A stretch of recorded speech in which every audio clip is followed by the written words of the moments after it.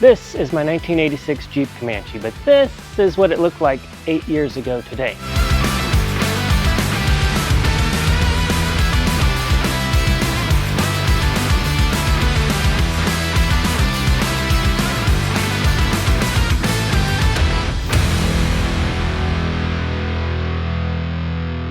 Hey guys, Matt here with BleepinJeep. Today I've got a special video for you guys. This Comanche was built about 8 years ago today, and it didn't start out looking anything like this. I'm taking a little bit of time off this month to do some remodeling around the house and some stuff like that, but I wanted to still bring you guys some awesome content. So we took that 16 hours of footage of all the videos building this thing and cut that down into an awesome 2-hour movie for you to enjoy today. So sit back, relax, and enjoy the show. We've got a lot of cool guys that used to be a part of the channel, including Jeremy, Tim, Tyler. If you look closely, when we get this thing built, we're going to take it out to Moab and do a fan ride.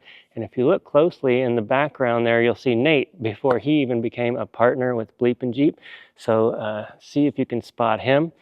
We also built this in the old shop, so there's a lot of blood, sweat, and tears, and more blood, a lot of hard work before we grew BleepinJeep into what it is today. So I hope you enjoy the video. I'm going to keep on taking my time off remodeling the house, and we'll see you at the end of the video. So this is it, guys. This is my next big project that I'll be working on. It's a 1986 Jeep Comanche. And it looks really good from the outside, from a distance. It is not so good up close, and I'll show you why. For one thing, this is the carpet hanging out of the floorboard right there. The passenger side here has a little bit of a ding. And the motor is a 2.6 liter V6. Not only that, but it's completely shot, doesn't even run. But that's what makes this channel interesting, right? So what I want to do with this thing is turn it into a beast of a rock crawler, but on the tightest budget that I can. So a little bit different than the Scorpion crawler. I'd like to turn this into an everyman's ultimate crawler. So it's not going to be super cheap, but at the same time it's going to be the cheapest crawler that you can build that will actually tackle anything. In fact, here's a picture. I don't know whose rig this is, but this is something that I'd really admire and something that I'd like to turn this Jeep into. I'm looking to get rid of the bed, so I don't even need the bed, so it doesn't matter that it's a long bed to me. It actually had a tailgate on it whenever I first got it, and I've since put that in my bar and what's going to be my shipping and packing station. So if you're on Instagram, you've seen that, but this is it right here. It's basically, looks like a bar. I'm going to make some bar stools. It's not finished yet, but I'm going to make some bar stools, hopefully out of this Jeep, using the wheels and axle shafts as the bar stools. And I made the top out of steel, and the truck bed tailgate is on there as well. So I'm really in the early stages of planning now, but the goal is to put some sort of V8 in there, 1-ton axles, and like I said, get rid of the tailgate, so kind of bob the rear end, and maybe have a linked front and rear. Maybe leaf springs in the front if we're on a budget, and maybe some coil springs in the rear, just depending on what we find.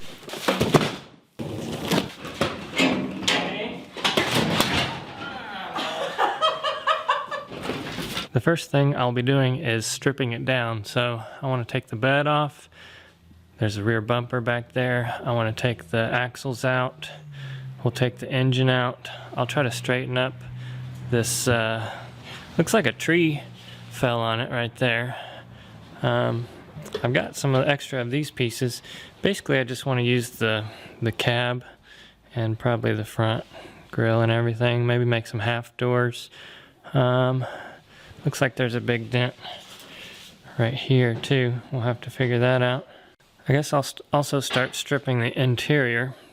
Take all this stuff out. We'll start building from scratch here. I don't know if I want to put a newer dash in, or it's all up in the air at this point as far as the interior is concerned.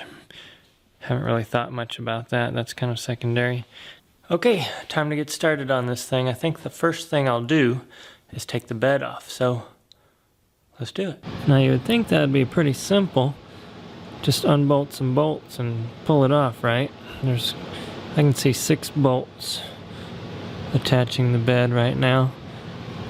But it's a little more complex when you get under here. You got things attached to the bed. So we've got the muffler, the exhaust, the spare tire. We've got the gas tank attached to the bed, fuel lines, and the emergency brakes. So all that stuff has to get disconnected or come off before we can just pull the bed off. So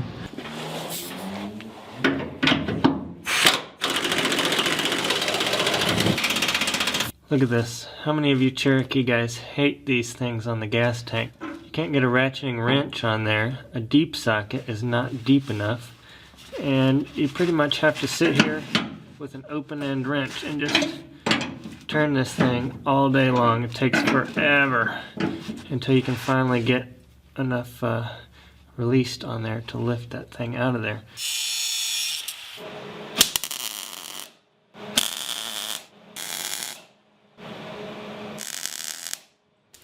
There we go.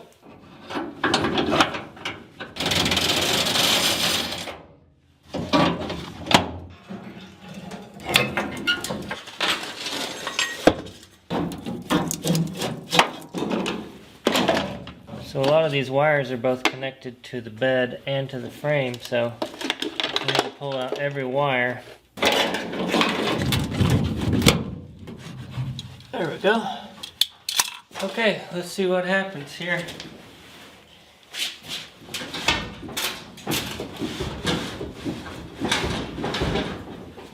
Feels like there's something holding it. Ah, there's 2 bolts here. Okay, let's try again. Ha-ha! The bed is free. Now I just need some help.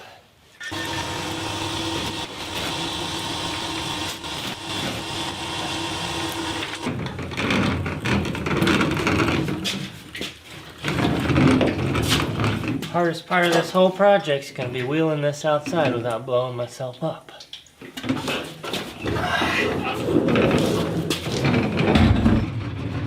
Why in the world did I just buy another Jeep?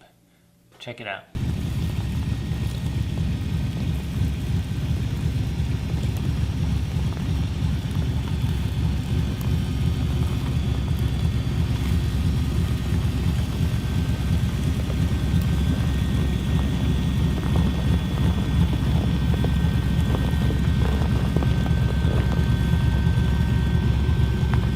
So I just bought a CJ7. Why in the world would I do that, you guys may ask? Well, I told you guys when I started this Comanche project that I wanted to build a crawler, but on more of a budget that most of you guys could still afford and do yourselves. So what is the cheapest way to build a Jeep? Well, the absolute cheapest way is to not build it at all. The cheapest way is to buy someone else's unfinished build or finished build that they are wanting to get rid of. This is pretty much true for any vehicle, and the reason is because you don't have to pay for the labor. That's right, if you buy a used Jeep or car that's worth, say, $3,000 and it has $3,000 worth of aftermarket parts on it, chances are you'll actually pay less than $5,000 for it. That's just the way it goes, unless it's a brand spanking new fresh rebuild from a well-known builder. But if it's not, then you get all that labor for free and the parts at a significant discount just because they're wanting to get rid of it and move on. Well, as many of you may have guessed already, I don't need the CJ7, but I could certainly use the parts off of it to build this Comanche. Let me show you some of the things that came with this Jeep that I'll be able to move over to the COMANCHEEP project. That's what we're going to call it, by the way, the COMANCHEEP. Not cheap, COMANCHEEP. Very similar, quite different. In no particular order, on the CJ7 we have like new 42-inch Super Swampers. Those would be about $2,000 new. Beadlock wheels, $800. Dyno 60 front, $500. 513 gears, $500. Grizzly locker, $500. Solid high steer knuckles, $200. PSC Hydro Assist Ram 200, PSC Gearbox 500, leaf springs 400, 35 spline axle shafts 500, 35 spline worn lockouts 200. Again, these are just estimates. Some of this stuff I have no idea what it actually costs, but just rounding. Dana 60 rear 500, 513 gears 500, spool 200, 4-link 700.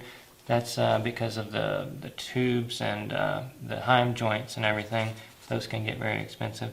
35 spline axle shafts, 500. LS1 5.3 motor, $1,000. Fuel injection for that. Intake computer, $150. High clearance Camaro headers, maybe around 200.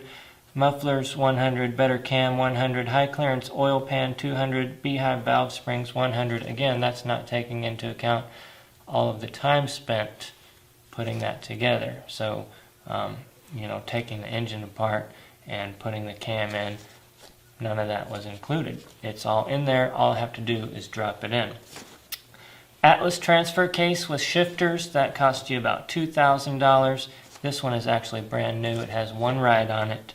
NP 435 manual transmission, I would say maybe $500. I don't know. I plan on getting an automatic, so hopefully I can sell that. Dana 300 adapter for that, $150. Dual Optima yellow top batteries, $300.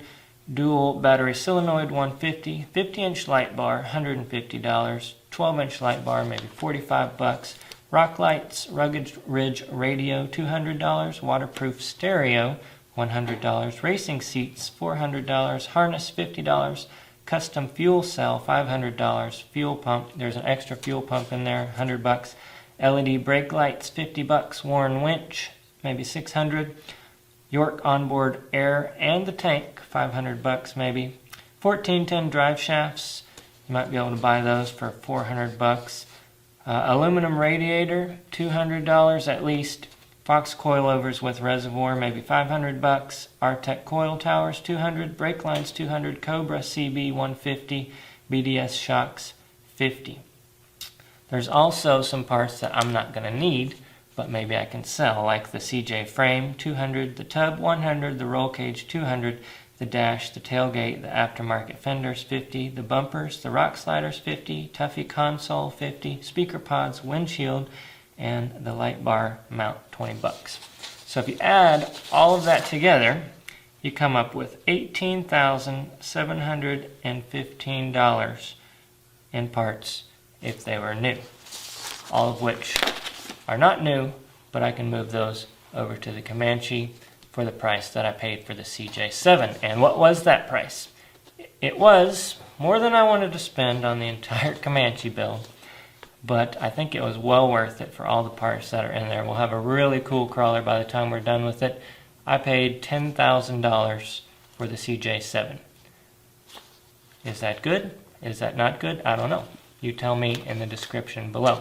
But I think I'll start with the inside first. Ta-da! All finished. Now let's go back. Oh my goodness, check this out. So here's a little tip for you. Before you start a restoration project, make sure to hit all the bolts with some kind of lubricant, like PB Blaster or something. Hopefully I'll just be able to break it off. Look at this. It's not even attached to the seat anymore.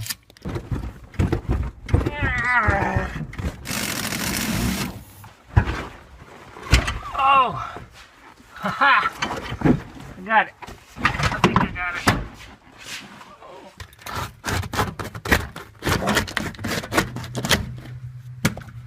Holy smokes, guys. Look at this. It's like Swiss cheese and a cracker in here. That is the tire. That's the tire. Look at this. Oh my gosh. Whoa! Oh God! Oh. That would be bad. So, looks like there's going to be some patching in our near future.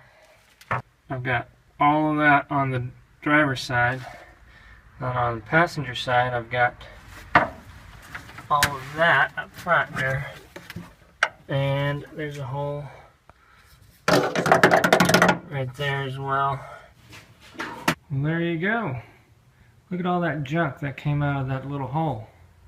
Not bad for a half day's work, right? Alright guys, day one. We got all this junk out of the interior. It was actually about a half a day. This is day two. Today I want to get the suspension out from under here. The front, the rear. I want to gut everything out of there. Drive shafts and all. And if we have time, then I'll start dismantling the front clips so we can start to pull the engine. Let's do it.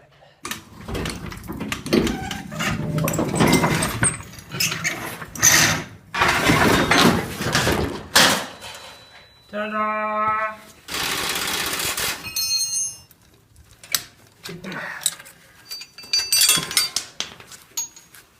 That's a 1/2 inch drive, 13 millimeter or 1/2 inch 12-point socket. Alright guys, I should have everything disconnected for the rear axle. So I took the drive shaft off, took the shocks off, I took the leaf springs off at the end. Those should come out with the axle. I took the little proportioning valve thingy off. I took the emergency brake cables off. Let's give it a shot. Hopefully I can turn it around this. That might be kind of in the way. I need to get it out of there.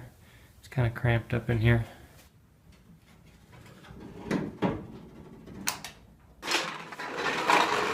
Yes! Success! Probably shouldn't have done that. Things are getting a little light. Look at this.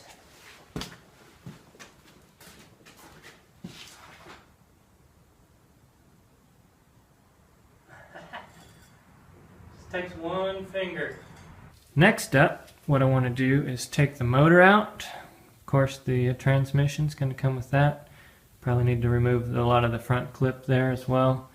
And then, I think the next day I will probably start hacking this thing, maybe whack the back off right there.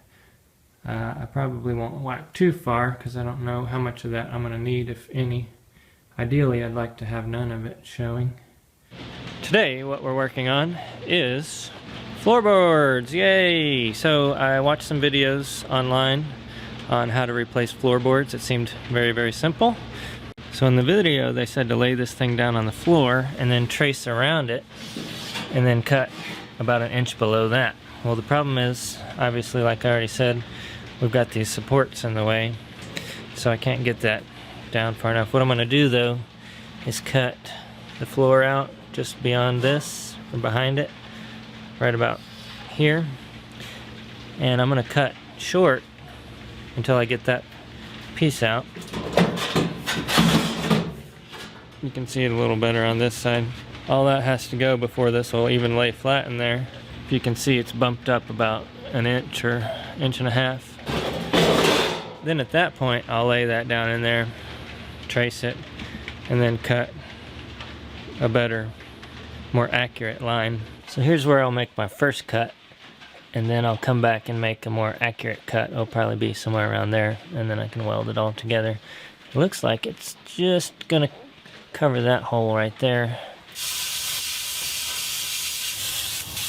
Oh man, if any of you guys have ever replaced floor panels, I feel your pain. I thought this was gonna be the easy side. Turns out, doesn't matter how much rust you have, it's all going to be difficult if you've got a unibody. Let's try cutting these with the plasma torch, see what happens.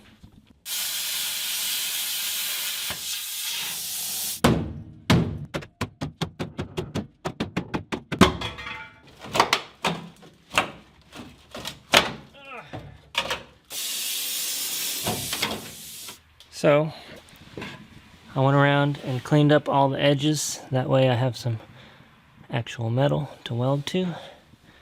I did that all the way around. Let's lay the pan in here and show you what it looks like.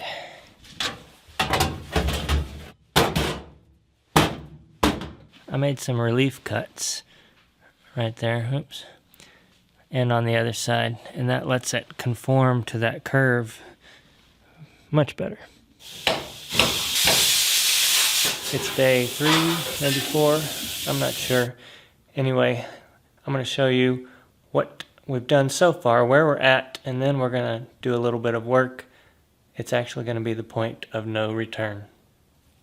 Let's do it. All right, there's so many things that are going on, and they all have to be completed in the right order. Otherwise, you'll put something over the top of something else and blah, blah, blah. You know what I'm talking about.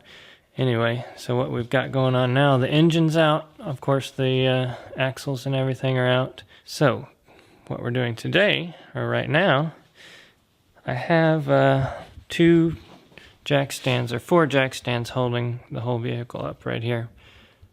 But I'm going to cut the rear off, the frame back there. I'm going to cut it off. So I need to move all the jack stands around, which is also kind of a pain in the butt, because once I do that, then they'll be in the way of welding all this junk on.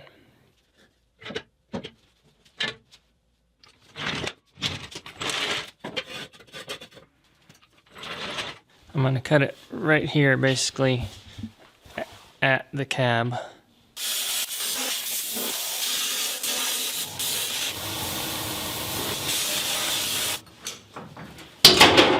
Oh yeah!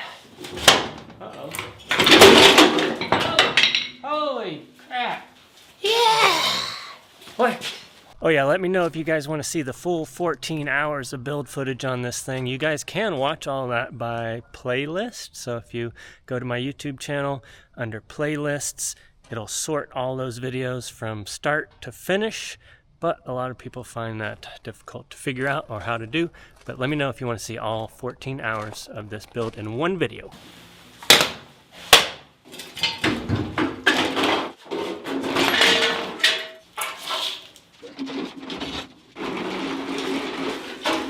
Oh man, that was a chore. Jeremy's on his way over. He's got a Hotsie, which is basically a pressure washer that puts out hot water. Gets things much cleaner. I brought some sheets of steel and a board out here. Hopefully we can try to roll it out into the gravel so we don't have to pressure wash that thing inside. The plan is to clean it up just a little bit before I start putting the motor in and all that stuff, because this will be the last chance. Look how nasty this thing is. It's got mold growing on it.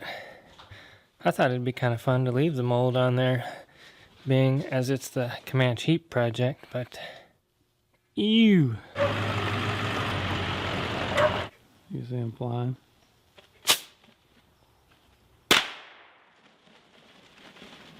Holy cow, that's a bunch of buzzards.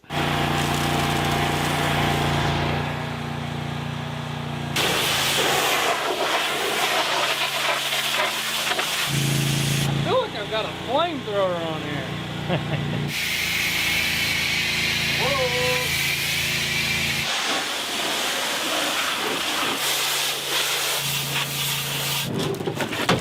Right on the jack.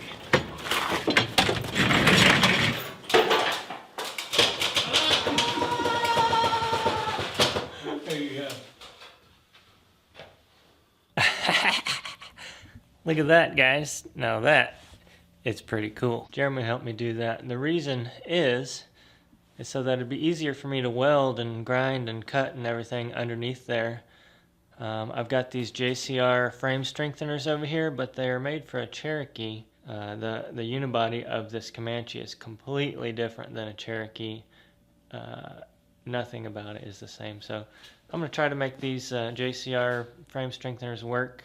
My plan is to put the leaf springs on from the CJ, and so this is kind of the same thing that you would do on a Cherokee when you're putting a long arm lift on, is to cut this piece out. But on the Comanche, for some reason, it's way more beefy than on a Cherokee.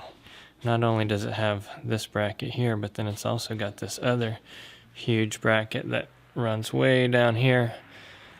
So cutting that off is going to be a chore. Let's get to it.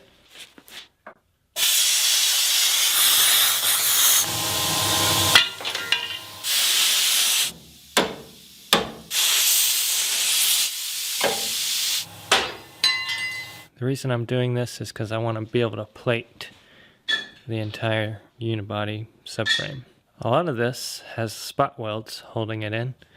And if you look down here, I've left one I've cut the spot welds with the plasma torch, and if you do it just right, you'll be able to knock that off with the hammer afterwards. Let's see. You have to get them all. So the next thing I'll do is take a flap disc and clean up all of this, make it nice and flat again. There you go. Look how shiny that is. Everything's nice and clean now. I want to put the JCR stuff up there and see if it fits on the Comanche. Let's do that. It looks like it's very close. You might just have to bring that out a little more if you're going to use this on a Comanche. Then I'll just make my own from there down. It'll be pretty simple because it's just angle, so I'll just use a cardboard template to make that side, and then the bottom side, weld them together. I've got some 1/4 inch plate over here on the floor. Use my plasma cutter to cut that out. We'll get it done.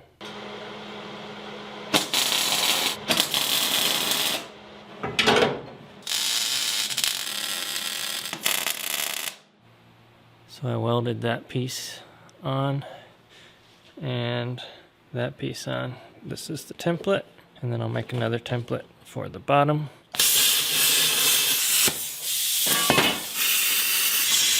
Okay, well there she is. I made some holes right here so that I could weld it in more spots. I made a relief cut here because the frame actually bends right there. Now I need to make this bottom piece as well. When I'm doing the bottom piece, I'm thinking about other things that I need as well, like I'm going to have some sort of skid plate on here. So what I did up here is I cut a hole in the original frame here. I welded a nut to the back side of this thick steel, and that way when I build my skid plate I can just align it to those holes. I did that on the Scorpion crawler and it worked out really well. Just need to tack that up and then weld it. I've got a hole right here because eventually I'm going to have a tube coming through here for something else. That's later on down the road. So I've got most of the frame strengtheners done on the Comanche. Now it's time to pull the engine on the CJ so that we can start fitting it inside there and make sure everything's going to fit. Look what I did earlier today. I was welding right here and I accidentally caught my pants on fire and I burned a hole right through my pants, burned a hole through my pocket, and it even melted my key fob. Where is it? Look at that. Still works, thankfully. Anyway, alright, on to the Comanche. CJ, what am I talking about?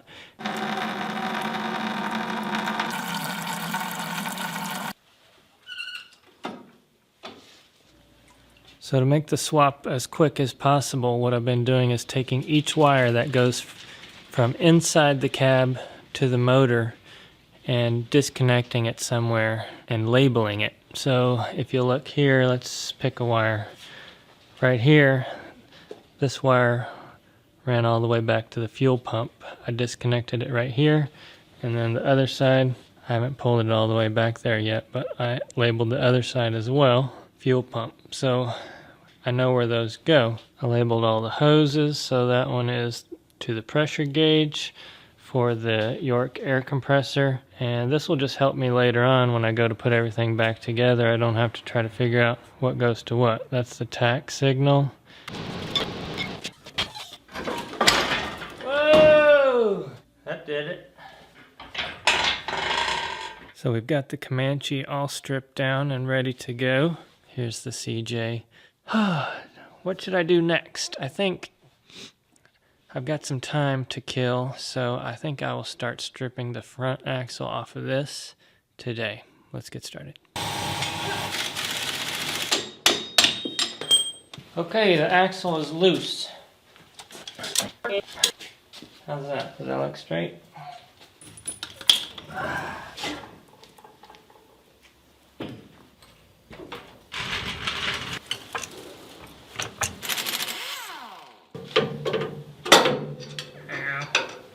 Okay, I'm pushing up on the ceiling. My garage door is buckling. I might have to let air out of the tires like I did before. Now I'm laughing at myself because there's no weight on the tires, so they didn't go anywhere, but it looks like it was just enough that I can slide that out now. Whew. There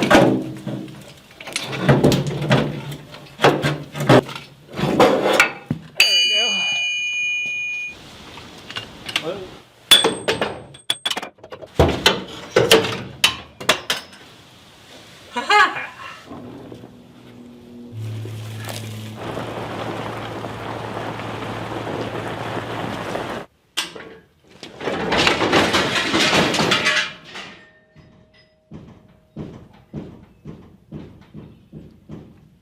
Well, that's one way to get it down.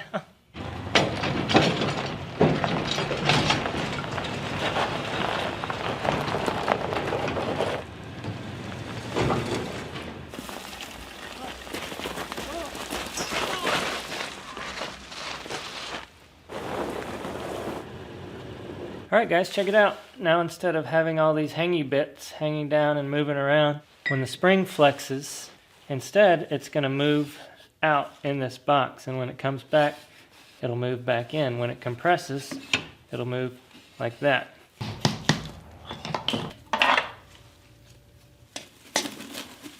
Now I took that off because I'm going to put an automatic transmission in here, and it's not going to fit over there in the Comanche with that bump on it for the stick shift. So I'm just going to cover it up for now so that I can shove it in there and get the motor mounts ready for whenever I get automatic transmission here finally. I don't have it yet, but I still need to continue working. So that's my solution for now.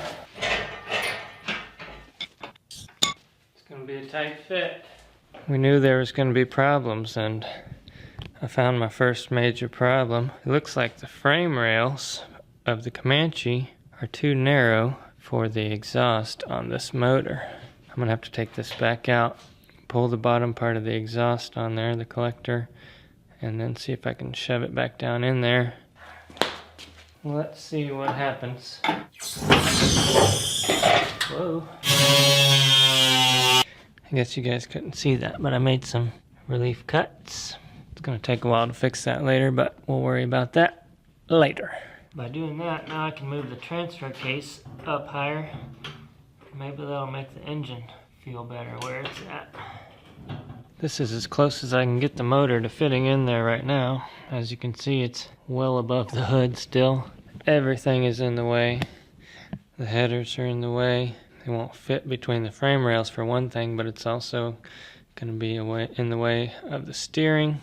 This side is about a foot taller than the hood.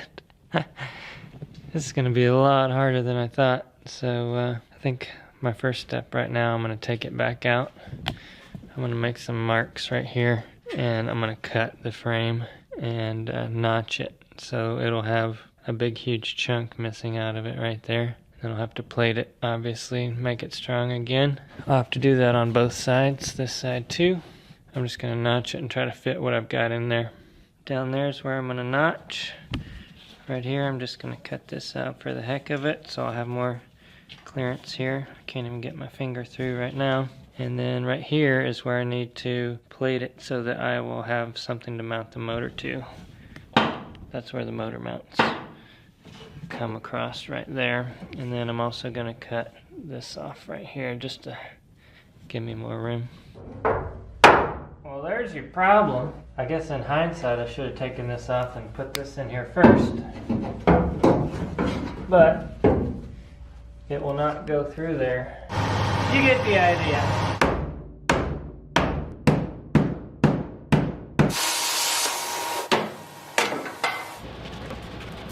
Alright, so it looks kind of good from here, but in reality it's all messed.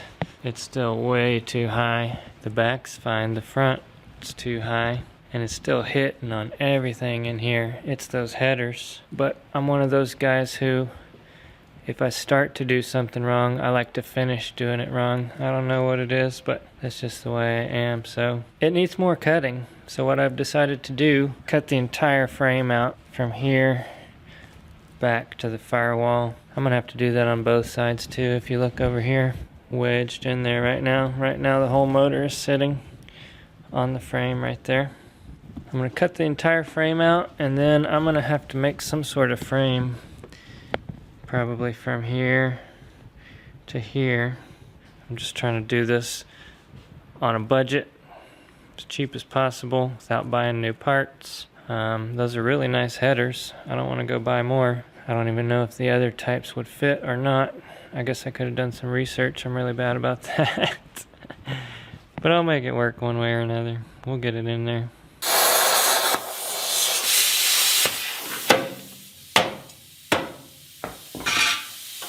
Oh my God! He just ruined that Comanche. Take a chill pill, dudes. It's gonna be okay. Don't you guys worry. It's gonna be a-okay. Oh yeah. Alright, check it out, folks. I got it in there. It hits right there, but I can just whack that off.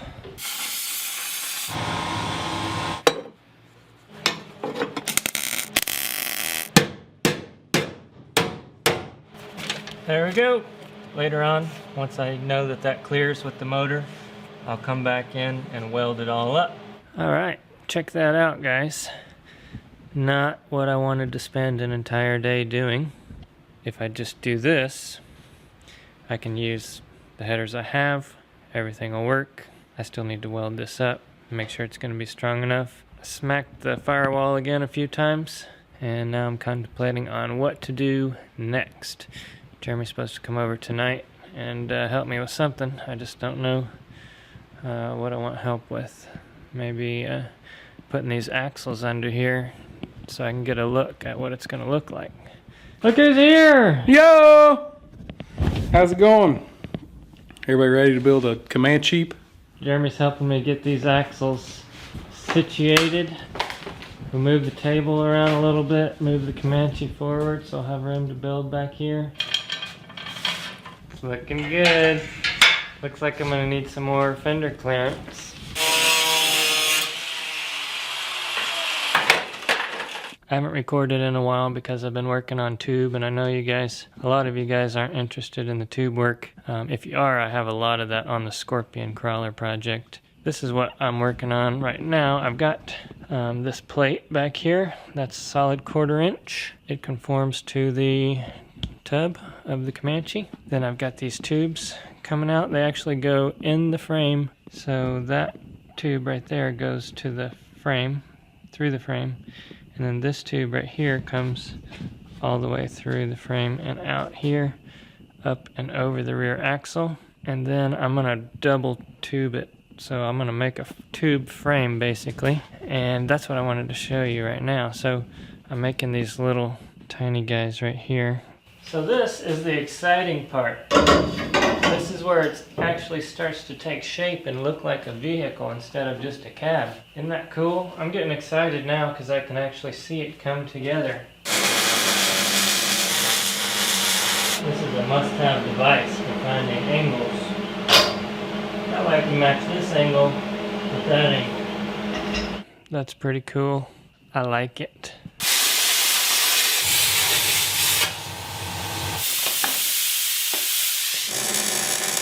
It looks pretty easy and simple, but that's 2 days worth of work right there. Those aren't just store-bought brackets, that's all custom. I had to make this bar to span the distance between there so that I could get that at a 4-inch separation, which is very important apparently, so that you don't have all kinds of problems with your geometry. I made some brackets or some braces to hold that on the back there so it's even stronger. That's what I've been working on. So I didn't film much of that, but if you want to know how to make brackets, go back and watch the Scorpion crawler videos. I basically just did the exact same thing using the plasma cutter, some flat 1/4 inch, drilled some holes, and voila! Voila, I should say. So the next step is I'm making this rear stinger thing, whoa, to go back here. Let's work on that.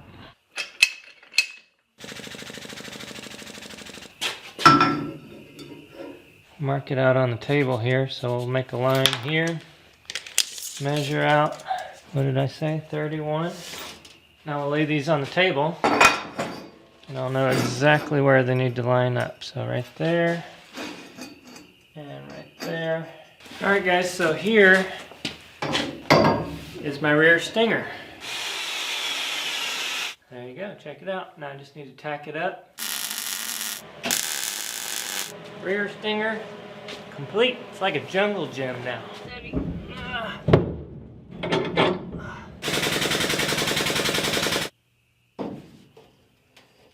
Oh yeah.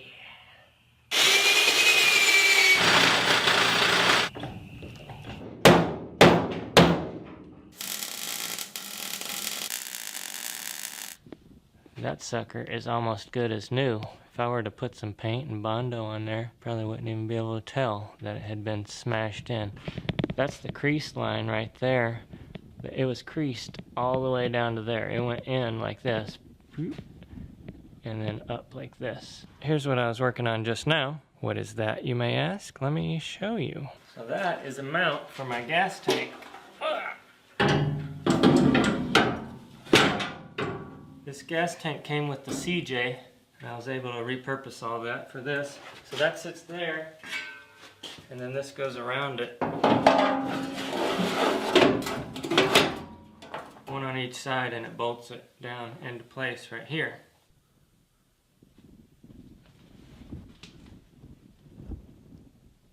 Check it out, guys. This is the Comanche as she sits.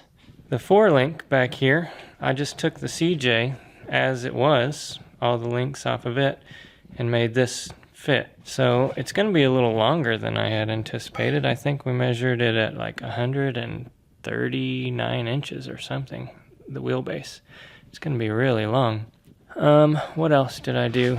I bought some spikes from these tubes the other day, so I was thinking maybe having this one be a spike and maybe have this one be the tail light. I think that would be really cool. This was what I designed in Photoshop. Alright guys, it's another day, so check it out. That is the back of the Comanche. But yeah, getting this bar to match that other bar was very difficult. I've used way more tube than I thought I would. The mounts on the bottom, I'd like them to be forward more so that these shocks lean more like this. I could hack them off and re-weld them, but I mounted it up the bottom and then I rotated it till it locked on this side and I made a mark, and then I rotated it till it locked on this side and I made a mark, and then I halved the distance. That way those bushings on the bottom here won't bind up whenever it flexes out. I'm not super happy about this. This is kind of an angle. I could probably cut a little more out of this bracket and straighten that up, which would make me happier, but I don't know if I want to take the time to do that or not. My transmission's supposed to come in today, so I'm debating what I should do next. Next up, I want to put the motor inside, and then that'll kind of let me build the suspension up front, because I don't want to weld that all in and then realize that the oil pan's going to hit right there or something like that.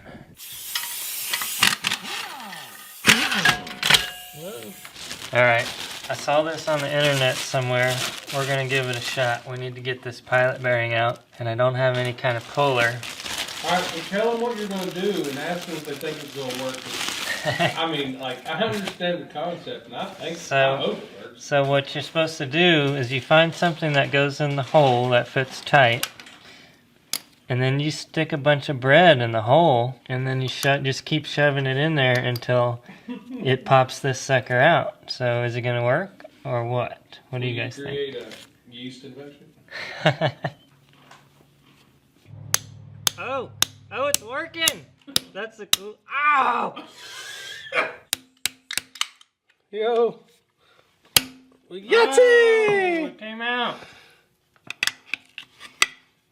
So these brackets in particular are going to go right about here. There'll be a matching one on the inside. So I'm going to have a bar coming from here, going in. This is going to get bolted, sandwiched through. On the other side, there'll be a bar going across for the seat belts, and then that'll get attached on the other side of the cage as well. So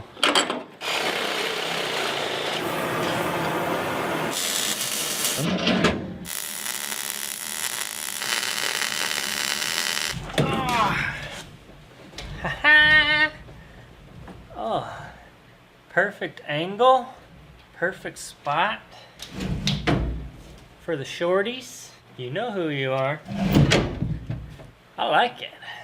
This is what I've been working on today, is routing the fuel lines. Shut off valve right there. And then it goes into the fuel pump right there. Comes out of the fuel pump and goes into the fuel filter right there. And then there's another one that goes out of the fuel filter and back into the tank. And then there's another one that goes out of the fuel filter and goes under the vehicle. And I have that routed. Let's see if we can get you under here. See all those little clamps? That is the fuel line going up towards the engine. I was also working on routing the brakes. So I was going to take the brakes along with the fuel line, but then I realized it would be too short by the time I got up to the front because it has to go across the engine. So I went ahead and I'm going to take it here and actually go through the frame and then up and out of the frame up by the engine.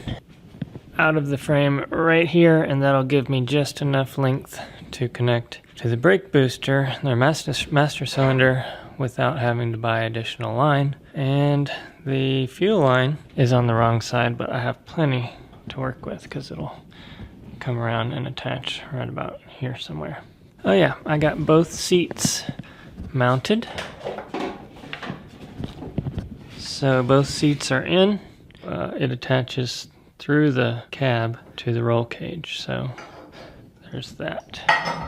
The next thing I've been working on is plating the rest of the frame rail here.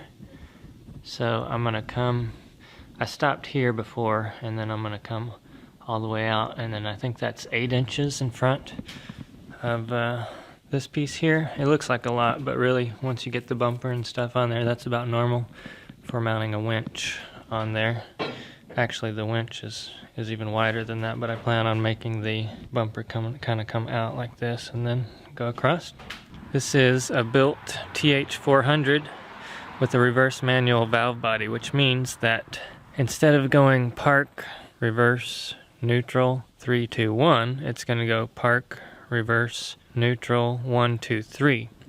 And the reason that you want to do that is because when you're about to flip over backwards on a really steep hill, you just shove it down into reverse and kick it into reverse. Whereas before, the transmission would have to go back down from 3, 2, 1, and then neutral, reverse. With this reverse manual valve body, you can just slam it down in and it'll go to reverse much quicker. This is the shifter.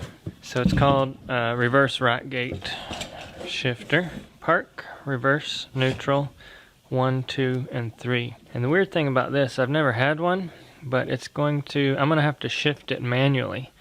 So every time I want to shift gears, I have to shift manually.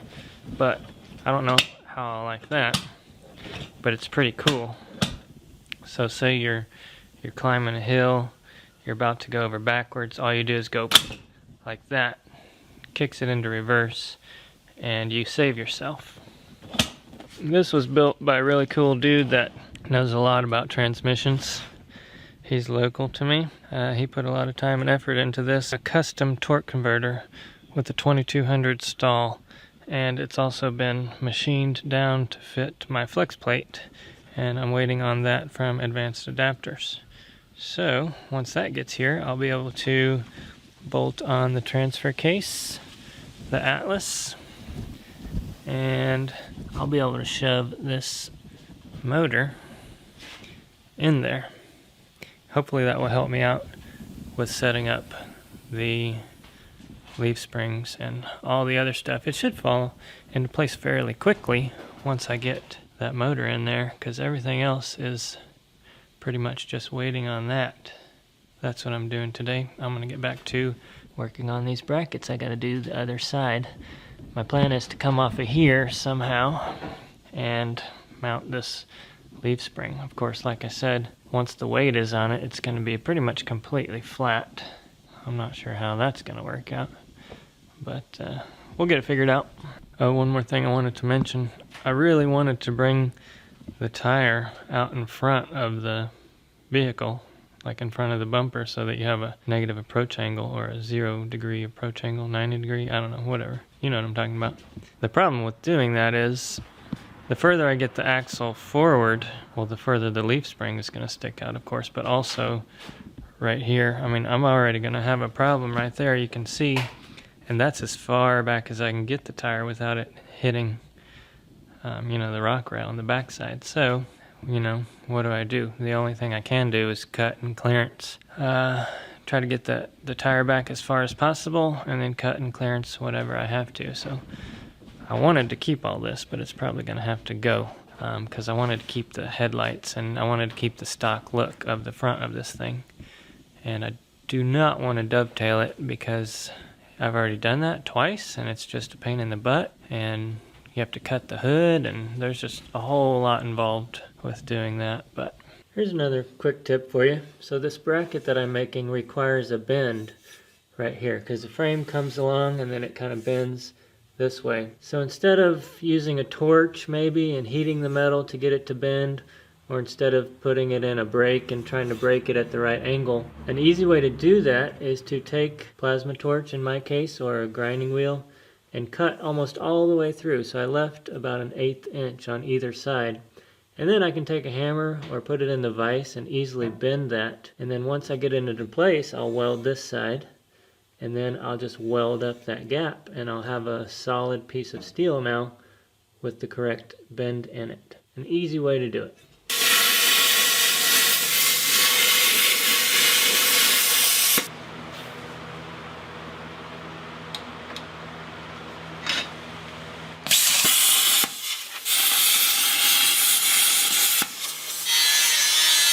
Alright guys, check it out. I got those welded up real nice. Looks really funny sticking out front like that, but I promise it's supposed to be like that. Alright, next up.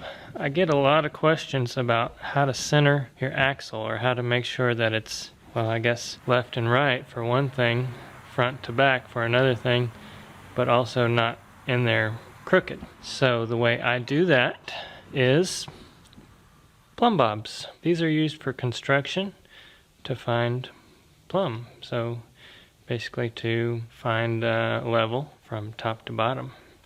So let's put these in. So the first thing you need to do is find someplace on your frame that you know is exact. So I found these 2 bolt holes and I measured them. They're exactly the same distance from the front right here, 16.5 inches to here. So the next thing I'll do is take my plumb bobs. So you put this on here, you leave it hanging, and then you wrap it up. And then you do the same thing on the other side. Now with those 2 plumb bobs, when they stop swinging, of course, you'll be able to center your axle front to back, left to right, side to side, whatever you need to do. So if you look right here, you'll see that the axle tube, I could get a tape measure, but I'd say it's about, well, let's just go with the back of the axle tube. So you can see the back of the axle tube is almost in line with that plumb bob. Let's go on the other side. That's the problem that we've got, that we face. But, you know, we can take other measurements and we can kind of eyeball it. But basically you want to make sure that both sides match up to the back of that axle tube. I can't get my camera. There's the axle tube right there. So you can see that it's fairly close. I will make sure it's exact later. Another thing you can do is center the axle left to right. So you measure from a known distance. So let's say if you look right here, there's this bolt coming out of the top of the knuckle right there. So we measure from there to the plumb bob, and then we do the same thing on the other side. So if this side is, say, 16 inches and the other side is 15 inches, we know we need to move the axle over a 1/2 inch one way or the other. So that is how I get my axles straight when I'm making my own brackets and customizing all this stuff. I don't know how this happened, but the leaf springs, if you notice here, it's right in the center of the leaf spring.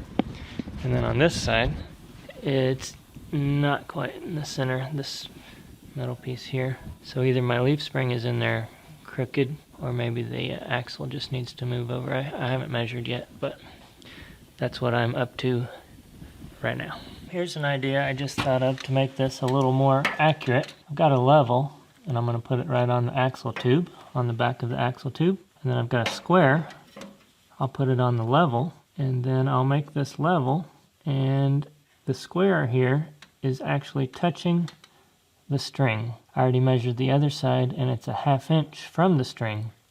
So that means that the other side of the axle needs to move backwards about a 1/2 inch. So question of the day, why do they call a plumb bob a plumb bob? Leave it in the comments below. I really have no idea. I'd like to know though. So what do you think? What's going on there? Why do they call that a plumb bob? One thing I forgot to mention is make sure to wrap that around the bolt the same direction on both sides. Otherwise you'll be off the distance of the width of the bolt. I didn't do that at first properly. Some of you guys might have caught that.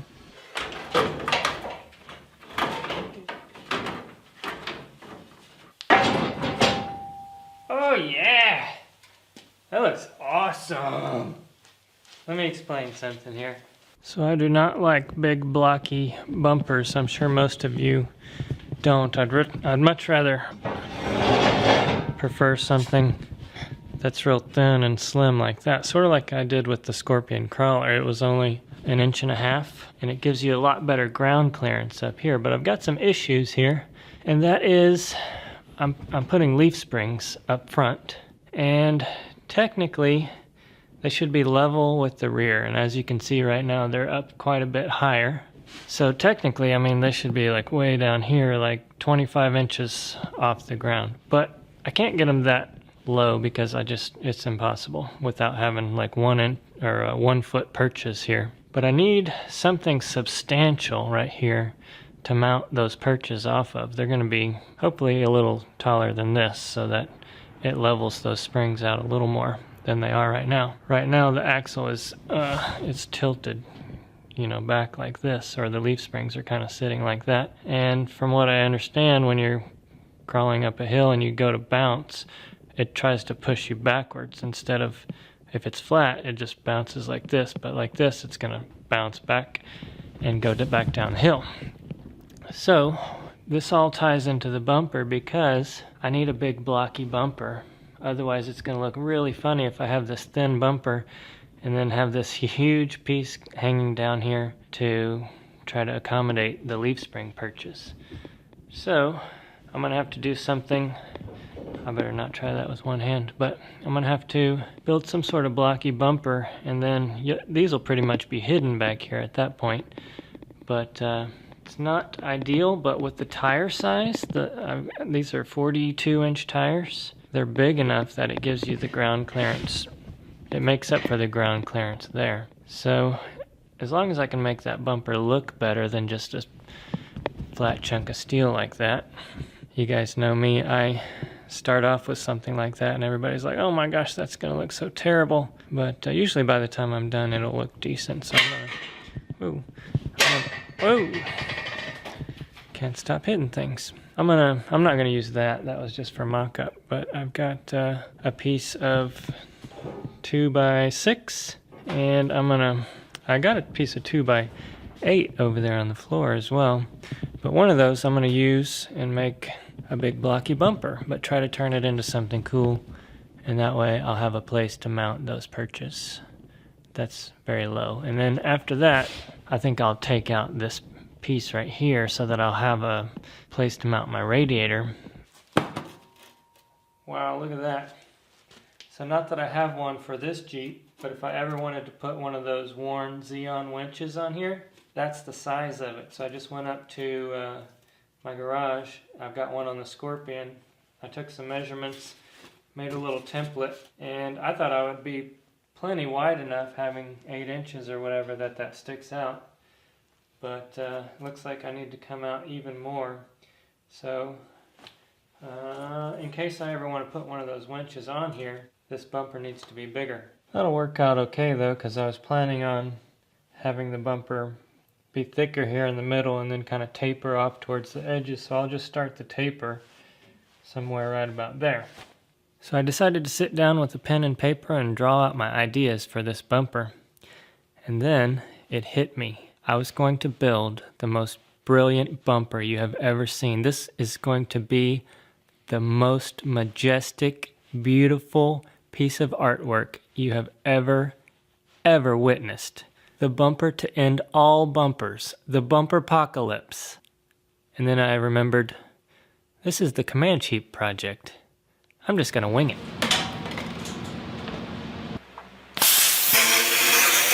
Step 1 to bending a square tube. Take out a piece of pie. How much pie do you take? Guesstimate. Bend the tube.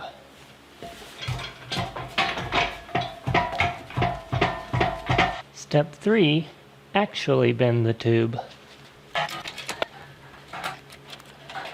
Step 4, when you reach the correct angle, weld the tube.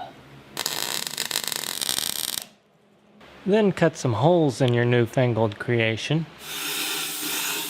Then install and admire your genius.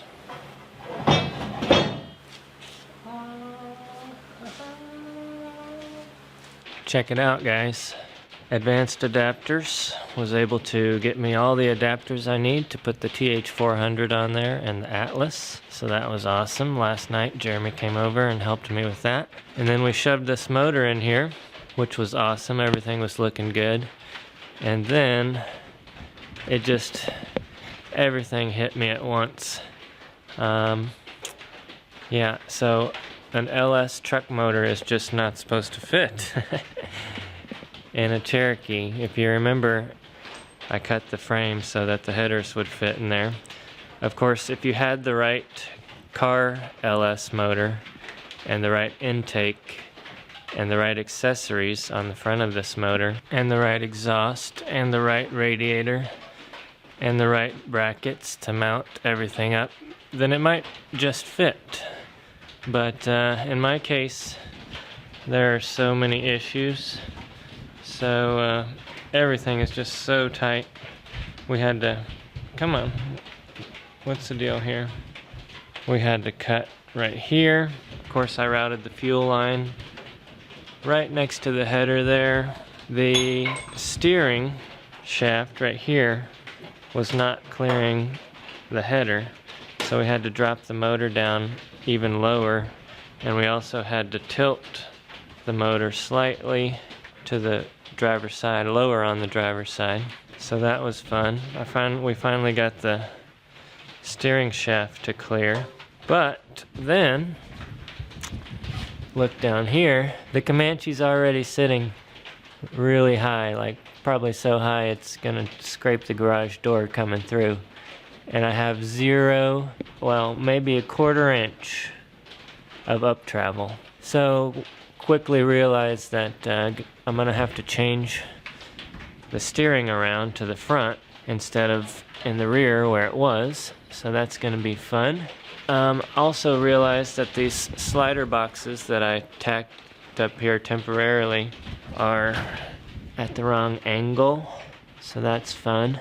I forget why we needed to move those. For some reason they have to come up more like this. And then, of course, the tire is gonna hit here.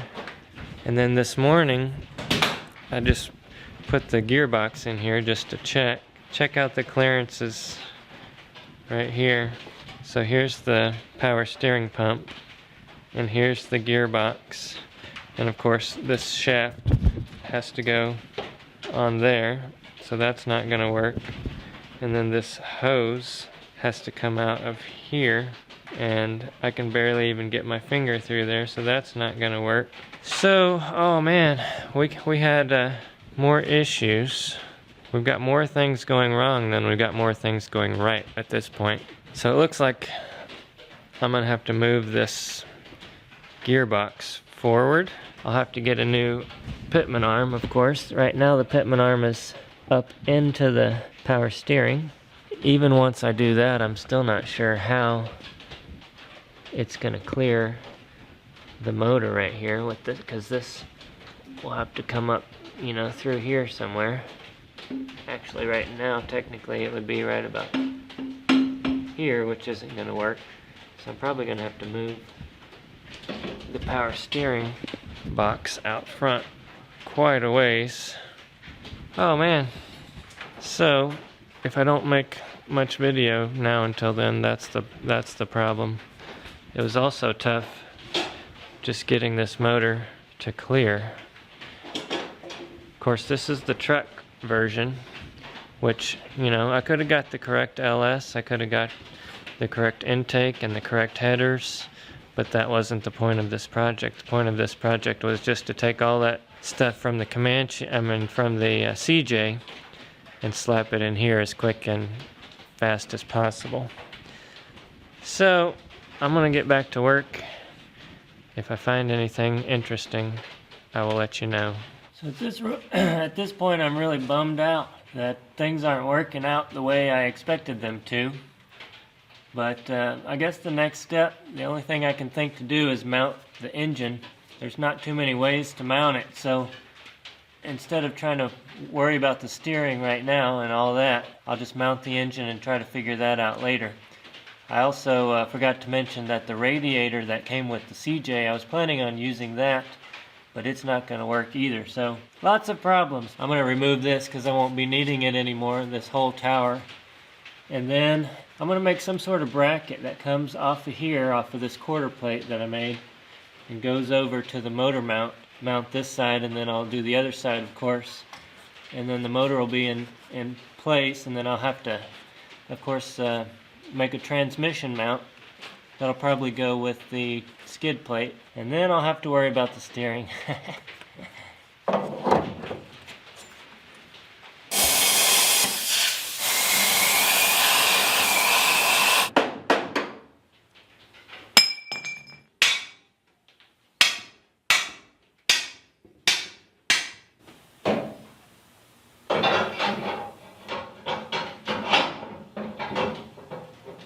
Oh man, it's been all day, guys, and the only thing I've managed to accomplish is to get the motor mounts done. So check it out. The motor is supporting itself. Basically, I just took what was on there, cut the bushing part out, that little round piece that was in there, and then reworked it and tried to brace it as much as possible. And then I started working on this. Like I told you, I think I told you, I'm gonna have to take this one and flip it around to the other side and vice versa, and then try to move the steering up front here and kind of rework everything.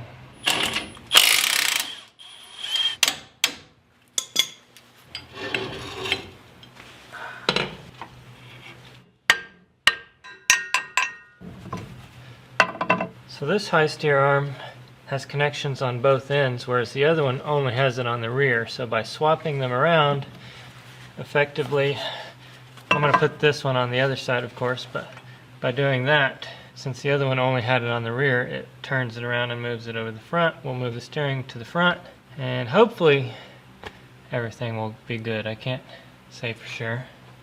Alright, here's the one from the other side, like that.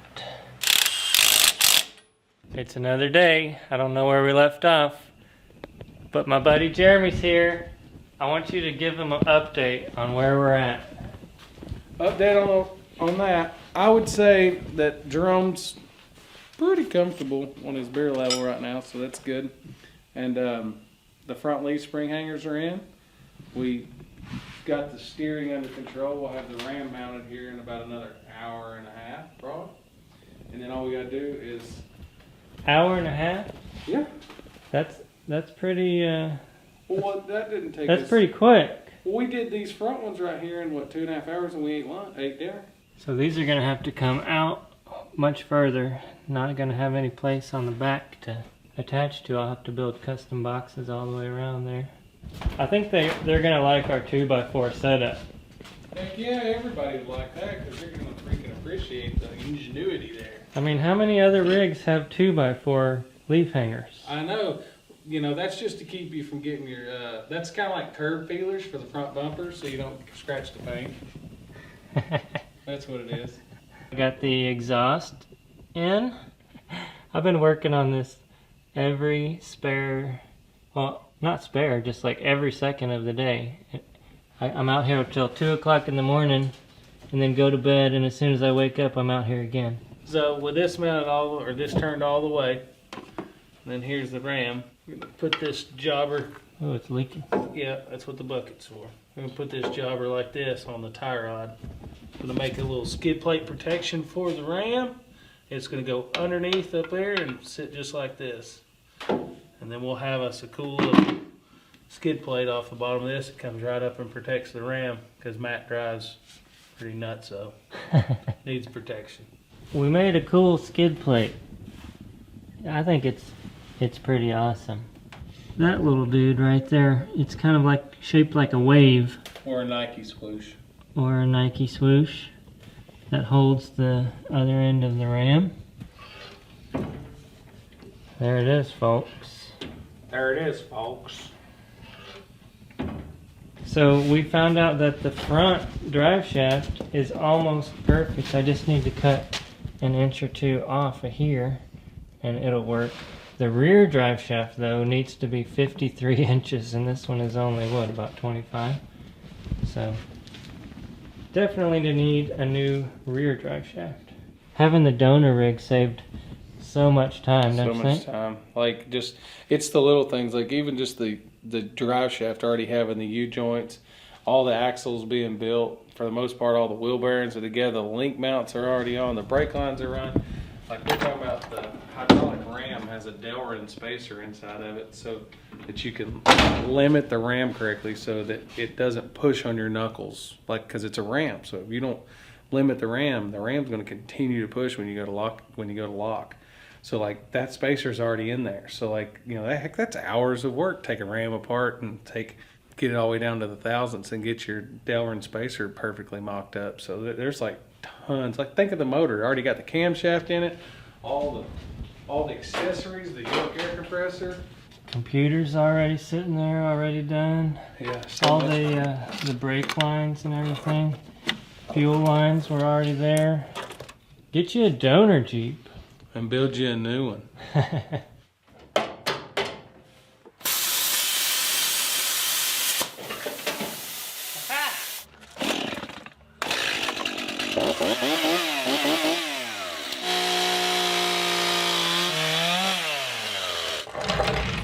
Sometimes you gotta think of creative solutions. I'm gonna have to hold this up by myself somehow while I transfer some holes and try to figure out how to make a bracket for this. So maybe this block of wood will help with a hole cut in it. This is the same one we used pushing out the ceiling of the roof.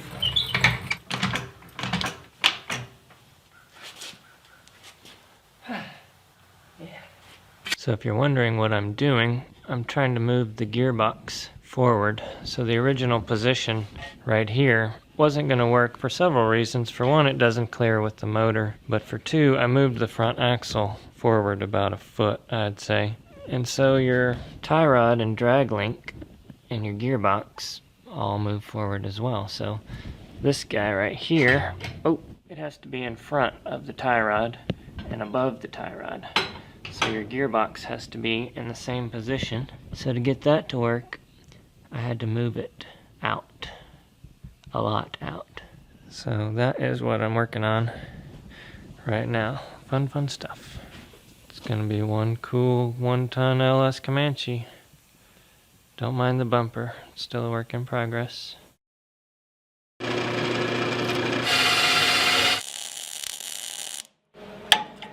Check it out, guys. It's my new and improved big boy bracket for 1-ton MJs. That thing is sweet. let's go put it in, see how everything lines up. Alright guys, check it out. I got it mounted up. So it's mounted by these 3 bolts here. Of course, here's the hole that I drilled. It was a little further back than it needed to be, but it still works. And so there's the front of the gearbox. And then on this side, it's supported by these 3 bolts here, 1, 2, 3. And then the gearbox is bolted onto that piece there. The drag link needs to be adjusted out about 1 inch or so to get this centered. You want your pitman arm straight back and forth in the center of its travel there. And then of course I'm at full droop right now, but that is how it's looking. Of course it looks like it's the angles are messed up there, but it's really not that bad, seeing as how that's full droop. I'm happy to have that done.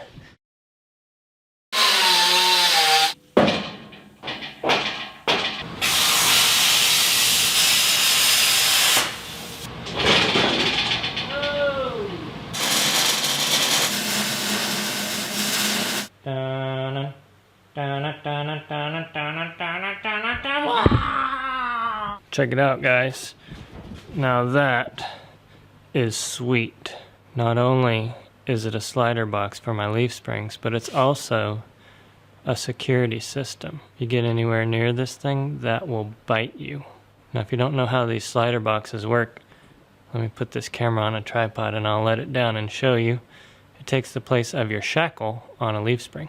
Okay, I'm going to let the axle down like it's dropping out. Now keep your eye on this piece right here.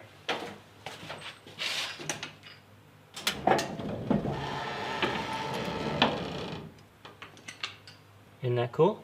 It's been what, 3 months I think since I started on this? No, I started in January. Today is the beginning of March. It's like March 6th or something. I'm losing track of the days. I was at a Jeep meeting last night and I said, I'm going to Moab next month. And they said, you realize it's March already, right? I was like, what? Seriously? Holy crap. That's how much I've been working on this thing. I've been losing track of days. So like 12, 14, 16 hours a day on this thing since January. So anyway, let me show you what I was working on last night. I was up till 3 o'clock in the morning. I didn't really feel like taking video. So mounting this shock. You would think mounting a shock would be pretty simple, right? Well, not when you move the axle forward 12 inches. It becomes very complicated. But I made these shock hoops. And I started off making some towers. The towers didn't work out. So I wasted 4 hours of my time. So what it does is it goes through right here, goes up and over and down in here. So right here a tube comes out and it's welded to the frame here, and then this welds to that, goes up and over. And normally you would do the same thing on the other side here, but this is where the coil springs typically mount, and so you know that's pretty solid. So I'm going to weld the other side to that, and then right in the middle is where your shock mounts right there. So you're probably thinking, why not just mount it right here somewhere? Well, it's for the up travel. So I needed a lot of up travel, and you have to have a long shock to get a lot of down travel. So I needed the shock to mount up in here. The other side got a little more complicated because of this York air compressor. It was a very close fit. Over here I leaned it in quite a bit, and then when I came over to do this side, I did this side second. I was like, oh dang it, I'm gonna have to put this on a different angle because of that York right there. So I was struggling with where to put the battery, and I thought it would look really good right over here, or I thought it would be great over here out in the open, easy access, but it just didn't look good over there. So I ended up putting it right under the fuel tank. It's a little harder to get to, but there is a couple inches of room there, and if you need to, you can unbolt it and slide it out. This battery box actually came with the CJ. It was a dual battery box, and I just cut it in half and reused it. So the battery is over here on the passenger side, which will offset my weight. Let me show you what I'm working on right now though. I'm working on the jack shaft for the steering. Because of this motor, the gearbox and the steering shaft can't make a straight line because there's just too much crap in the way, specifically the headers. So what do? You put a third U-joint in there. So you've got this joint here. I'm gonna have a joint here. And then of course the joint on the steering column right there. So the heim will sit here and support the middle section. And I guess they call that a jack shaft. I have used two different versions. So the CJ and the MJ, I've cut them all up since I needed more U-joints. And I was able to, in COMANCHEEP style, repurpose all of this stuff. So I didn't have to buy anything new. And I even, Jeremy had an old heim joint lying around and that's what I used. There. Of course I gotta weld the heim in right here from the other side. But check that out.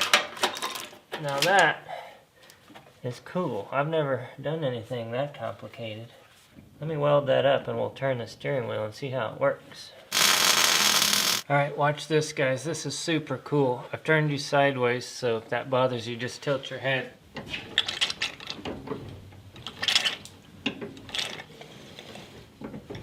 Isn't that neat? I can't even see it, but I know it's neat. Now, what's next? So next up I want to finish this ugly bumper. It won't be ugly for long, it's going to be a pretty sucker. It really depends on where the tires are going to end up. So let's put the tires on and then I'll work on that.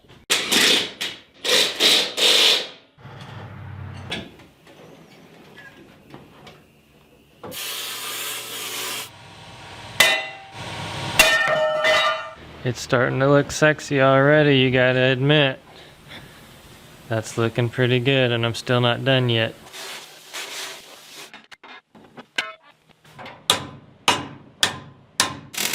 Check it out, dudes. I don't know about you, but I'm pretty stoked about this bumper. I really like it. It also serves 4 different purposes, so for a bumper to serve 4 different purposes and still look pretty good, I think that's awesome. So it holds the winch. It holds the winch fairlead. It holds the leaf spring perches. And it had one other function. Oh, it holds the steering gearbox.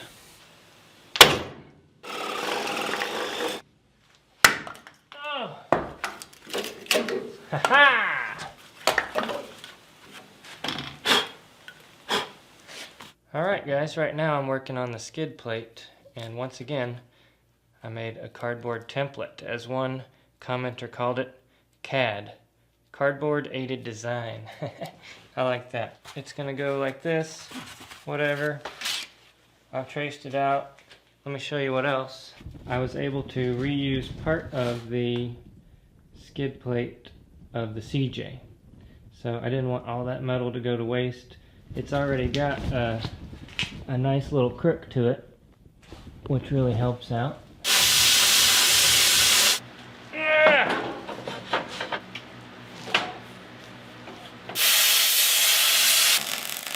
Alright, and about 5 minutes later, no actually it's probably been 5 hours or more. That is a monster skid plate, let me tell you. It's got a lot of work into it also. It weighs about a gazillion pounds. It's got about 10 pounds of wire in there.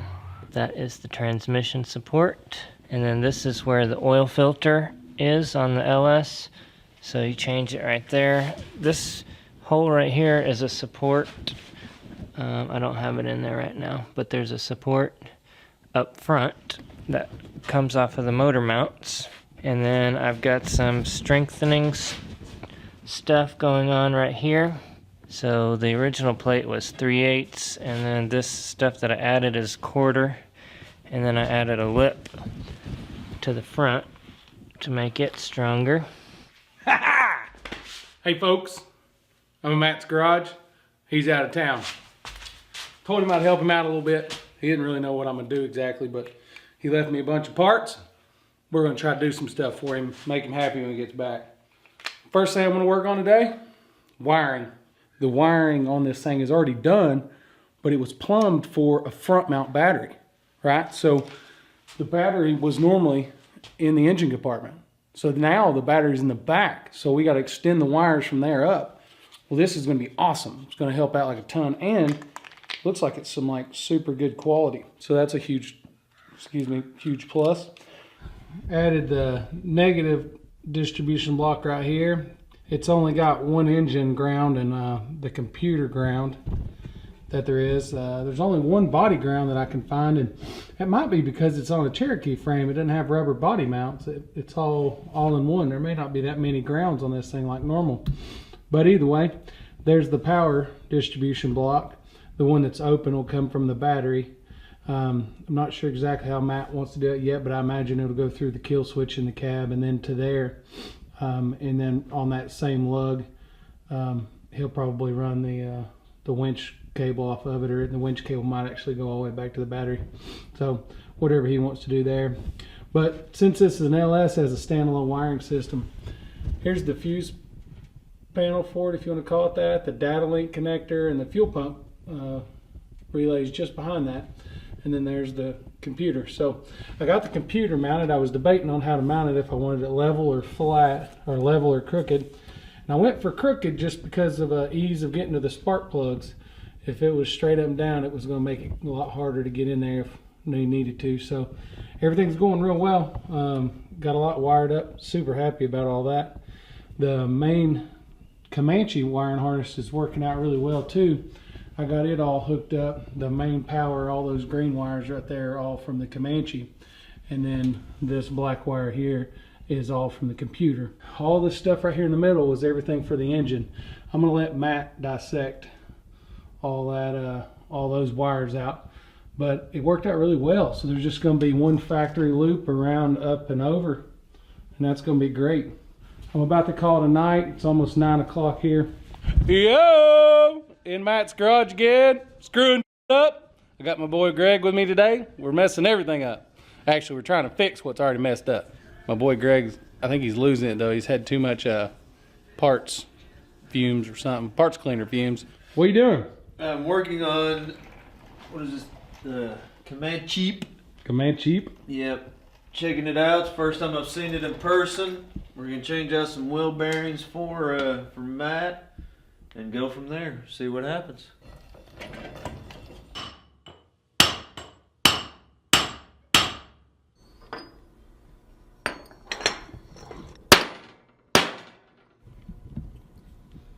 I think it's sexy.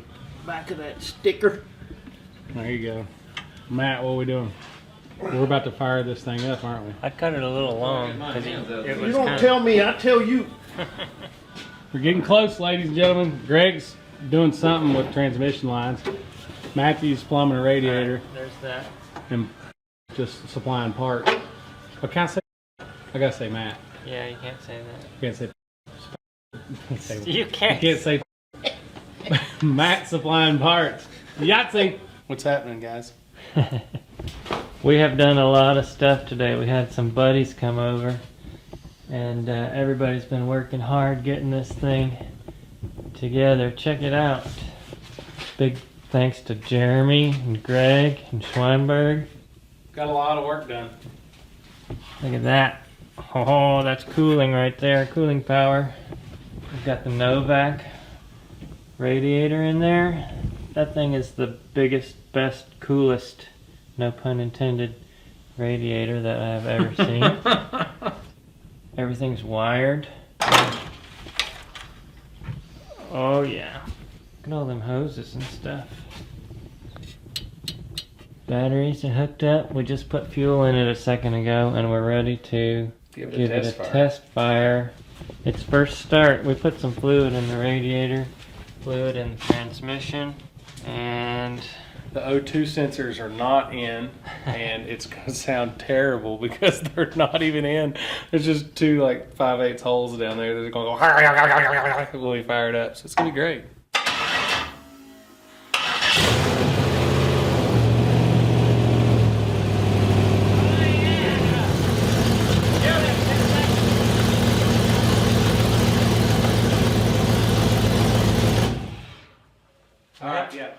to put 5 more quarts of transmission fluid in after 10 seconds of running it, or we'll burn up the transmission. Hop that. So we'll be back. So just so y'all know, Matt just informed me that a gallon is 5 quarts. I wish the camera was running. I said, You did say that. one of these is 5 quarts. He says a For oil. gallon's 5 quarts.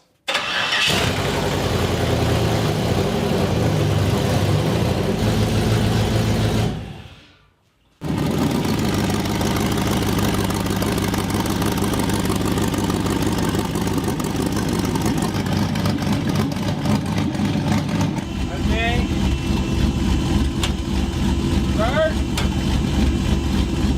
neutral, first, second,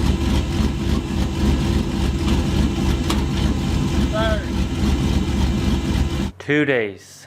I have 2 days. This needs to be on a trailer, headed to Moab, ready to wheel.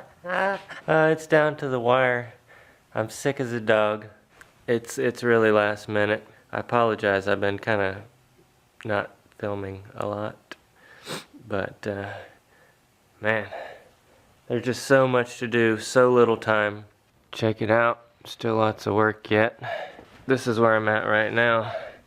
So yesterday I put in this floor pan. Now this one was the difficult one because I had to cut for the transfer case and kind of rework the whole floor pan to fit the transfer case in there. Once I did that, I had all these gaps that I had to weld up, like right here and all of that and whatnot.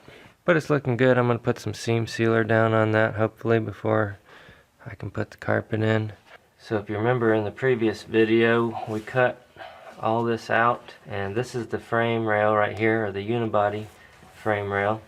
I've ground around where I think it's going to weld so that we'll have good weld penetration. This floor pan should be a lot easier than the other one because it fits in there pretty good. The only problem is way up there. I'll need to extend it because I had to cut out more than that. See that? I need to cut that out so that it'll sit down on that bolt.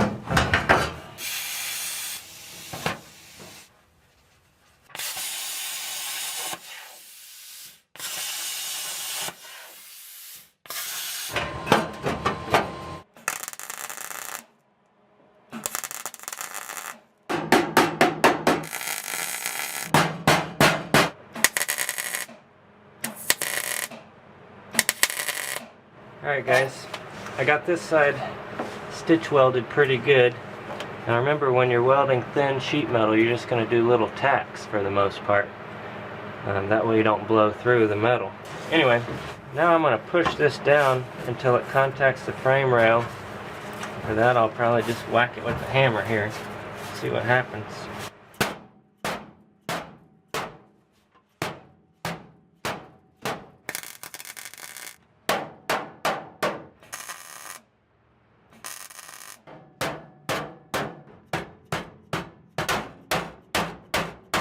Alright, check it out guys. It's a pain in the butt, but it's coming together. I'll have to cut another piece that'll fit right in there perfectly, and then just weld that in. Not my best work, but it'll do. Technically you could go around and weld every inch of that, but I just I'm going to stitch it and use some seam sealer. I put that little piece up in the front there. Technically not very good because it's actually rusted a little bit higher, but I didn't want to. I mean, it goes way up the firewall. I guess there was a brake leak or something, brake fluid or something getting on that, and it just rusted way up there. So I could have done a better job on that, but I'm happy with it. I'll put some seam sealer on it, some paint on it, and put the carpet over it, and it'll last for a long, long time. Now excuse me while I go puke in the toilet.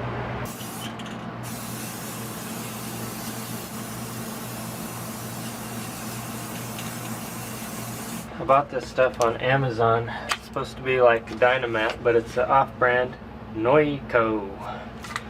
Figured I'd give it a shot. It had good reviews. So I'm going to put this in here to deaden the sound, but also block some heat right around the exhaust right here.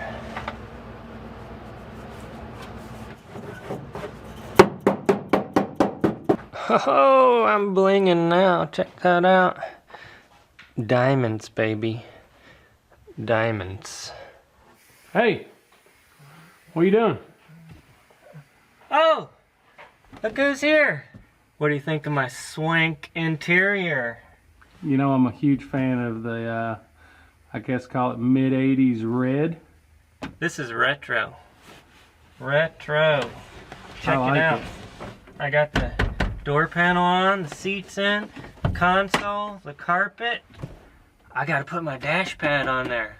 Oh, the dash pad. We forgot about the dash pad. I got a carpet dash pad to go.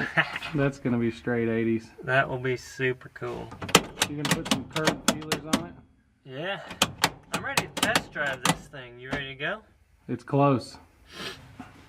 Tonight we're gonna have it out of the garage, I think. That is my prediction. Oh yeah, some way. Even if we have to pull it out with a lawnmower, it's going out. I got the last night I got the gas tank mounted up. I got the battery mounted up. Well, I bolted down. They were already mounted, but bolted. I put this tube on. I put those tubes on. I put the top back tube on, the top middle tube on, and the top front tube on. I got the shocks lowered. It's hard to see with all the light. It's at ride height. I got the tires on. It doesn't want. I got the prop rod on. Focused, darn you. Why is it so bright? I don't know, but it's trying to focus. Oh, don't rear end this guy. Don't walk behind me while I'm in reverse either. Hey folks, Jerome and Greg over here working. The funniest shit's happening right now. The power company just alerted us that this is the last night. Matt's supposed to leave for Moab in the morning, hypothetically. This is the last night. The power company just sent out this mass alert that they're shutting the power off at 11 o'clock tonight. It's like 10:40 right now, so Matt went into frantic mode, running around trying to get his generator and everything. It's pretty hilarious. We think it's funny, but you know, it sucks for him, like as if he don't already have enough stress. And he's up there having to move the scorpion crawler out to get to his generator. And he's like full panic because once the power goes out, it's gonna be darker than heck out here, and he ain't gonna be able to see nothing. He ain't gonna be able to see where the generator Or is take or nothing. a shower tonight. Yeah, he already runs on well water, so he can't take a shower. He's all upset. So it's pretty hilarious. It's gonna be super funny to us. So Greg's mounting some fire extinguishers over here as well. Okay, Greg's at it. Matt, tell us what's happening. The stupid power company's going to turn the power off at 11 o'clock to do some sort of maintenance. This is the worst possible time ever for them to do that. As I'm supposed to be leaving tomorrow, and I have to use a lot of power equipment. How ridiculous is that? So the generator's running outside, But I can't getting power it warmed this. up, but it won't run the 220 stuff. So Alright, this is it. This will be the first time that it's going to sit on its own weight. You ready? You gonna count it down? 3, 2, 1. Yahtzee! Alright. We got the power tank mounted. I need one more fire extinguisher, but we got this one over here. And it's 11:24 right now, and we're, you know, so that's great. Still working with. Riding on borrowed time. Yeah. The lights are still on, folks. Check out the winch in the front. Oh, check out this worn winch. Oh, that thing is sweet. Check that out. We're gonna start it up here in a minute.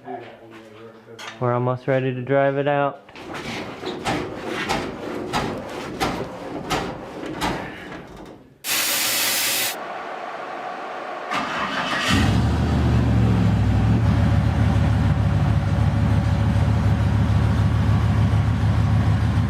Hey, tell him to go that way. You're going to have to go that way to get out of here.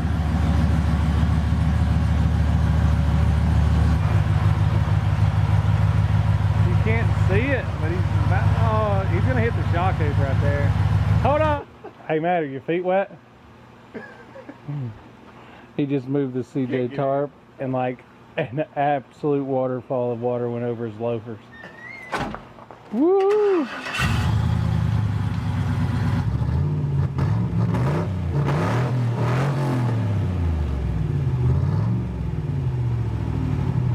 Yeehaw!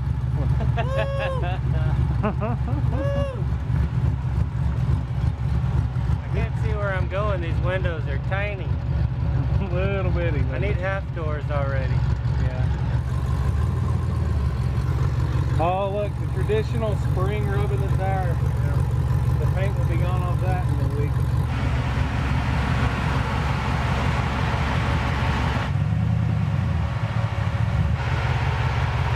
Hitting that knot. I got a whole list of things to do yet. I'm supposed to leave in the morning. It's 1:45 right now, so I gotta get busy. Hopefully it still looks like a Cherokee when I'm done.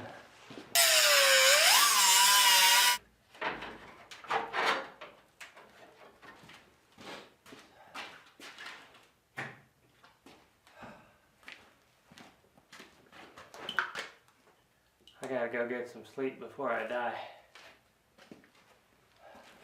There it is, guys. Here's Matt's COMANCHEEP.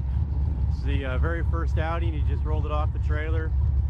We're about to do Metal Masher and some various other trails here in Moab. This is gonna be an epic first, what do you call it? Maiden voyage. Maiden voyage for this thing. Yeah. It hasn't even been flexed out yet. Yeah. All right, let's take a look at it real quick.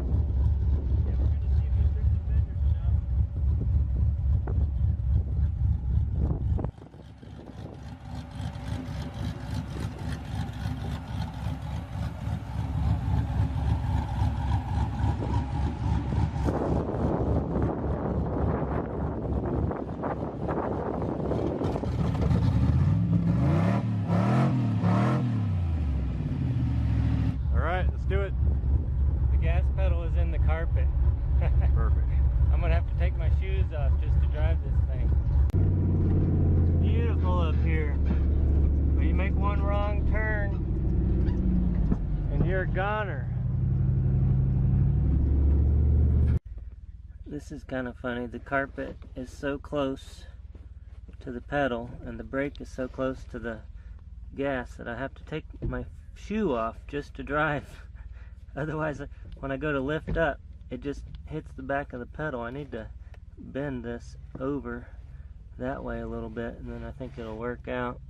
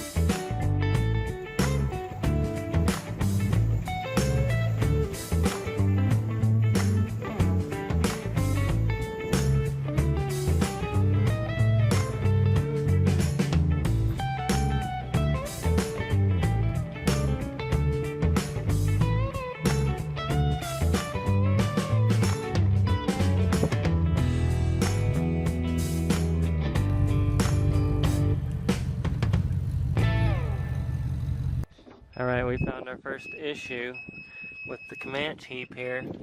So the drive shaft is contacting the skid plate right here when I'm going downhill, and there's a lot of weight on the front end. It's pushing up in there, making a racket. Smacking pretty good.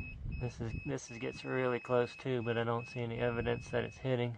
Right there, I need to clearance this box out more, way up here, because it's hitting the spring. I clearanced it out already, but it wasn't enough. And this piece right here is hitting and binding right there too, so I either need to clearance this or move this whole clip forward. For those of you who are saying you can't use air tools out on the trail and that I was an idiot, that's an air tool and I'm using it on a trail.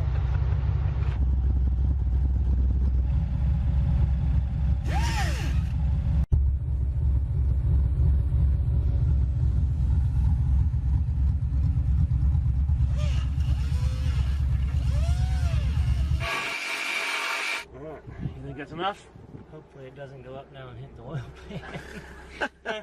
That might have been my oil pan bump stuff. That might suck.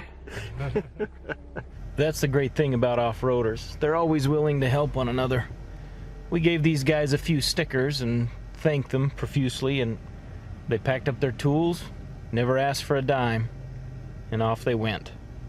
With the trail repairs to the COMANCHEEP finished, we headed for home, confident that all would go well tomorrow.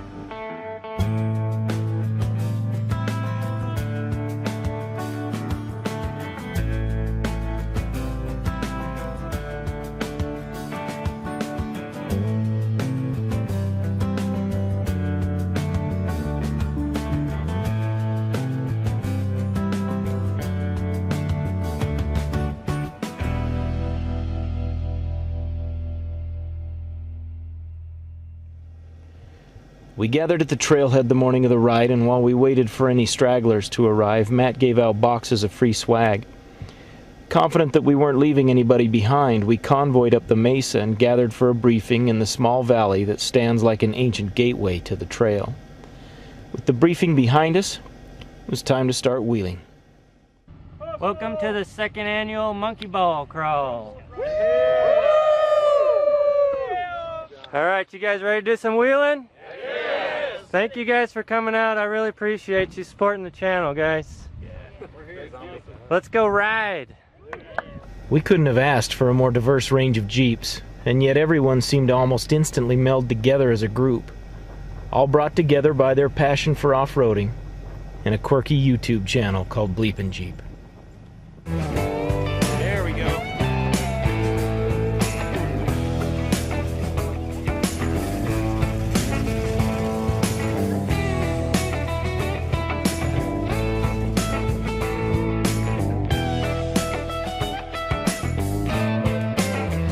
Back from Moab, and the Comanche did awesome, but there were a few things that went wrong, so I figured in this video I would explain what went wrong with the Comanche. Let's get started. So the first issue I had is with these slider boxes. Not necessarily an issue with the slider boxes themselves, but just the clearancing. I didn't have time, or rather I didn't test it out properly. When I got on the trail and started wheeling, I realized very quickly that the leaf spring there was contacting the top of that slider box whenever it would flex, whenever the leaf spring would go up.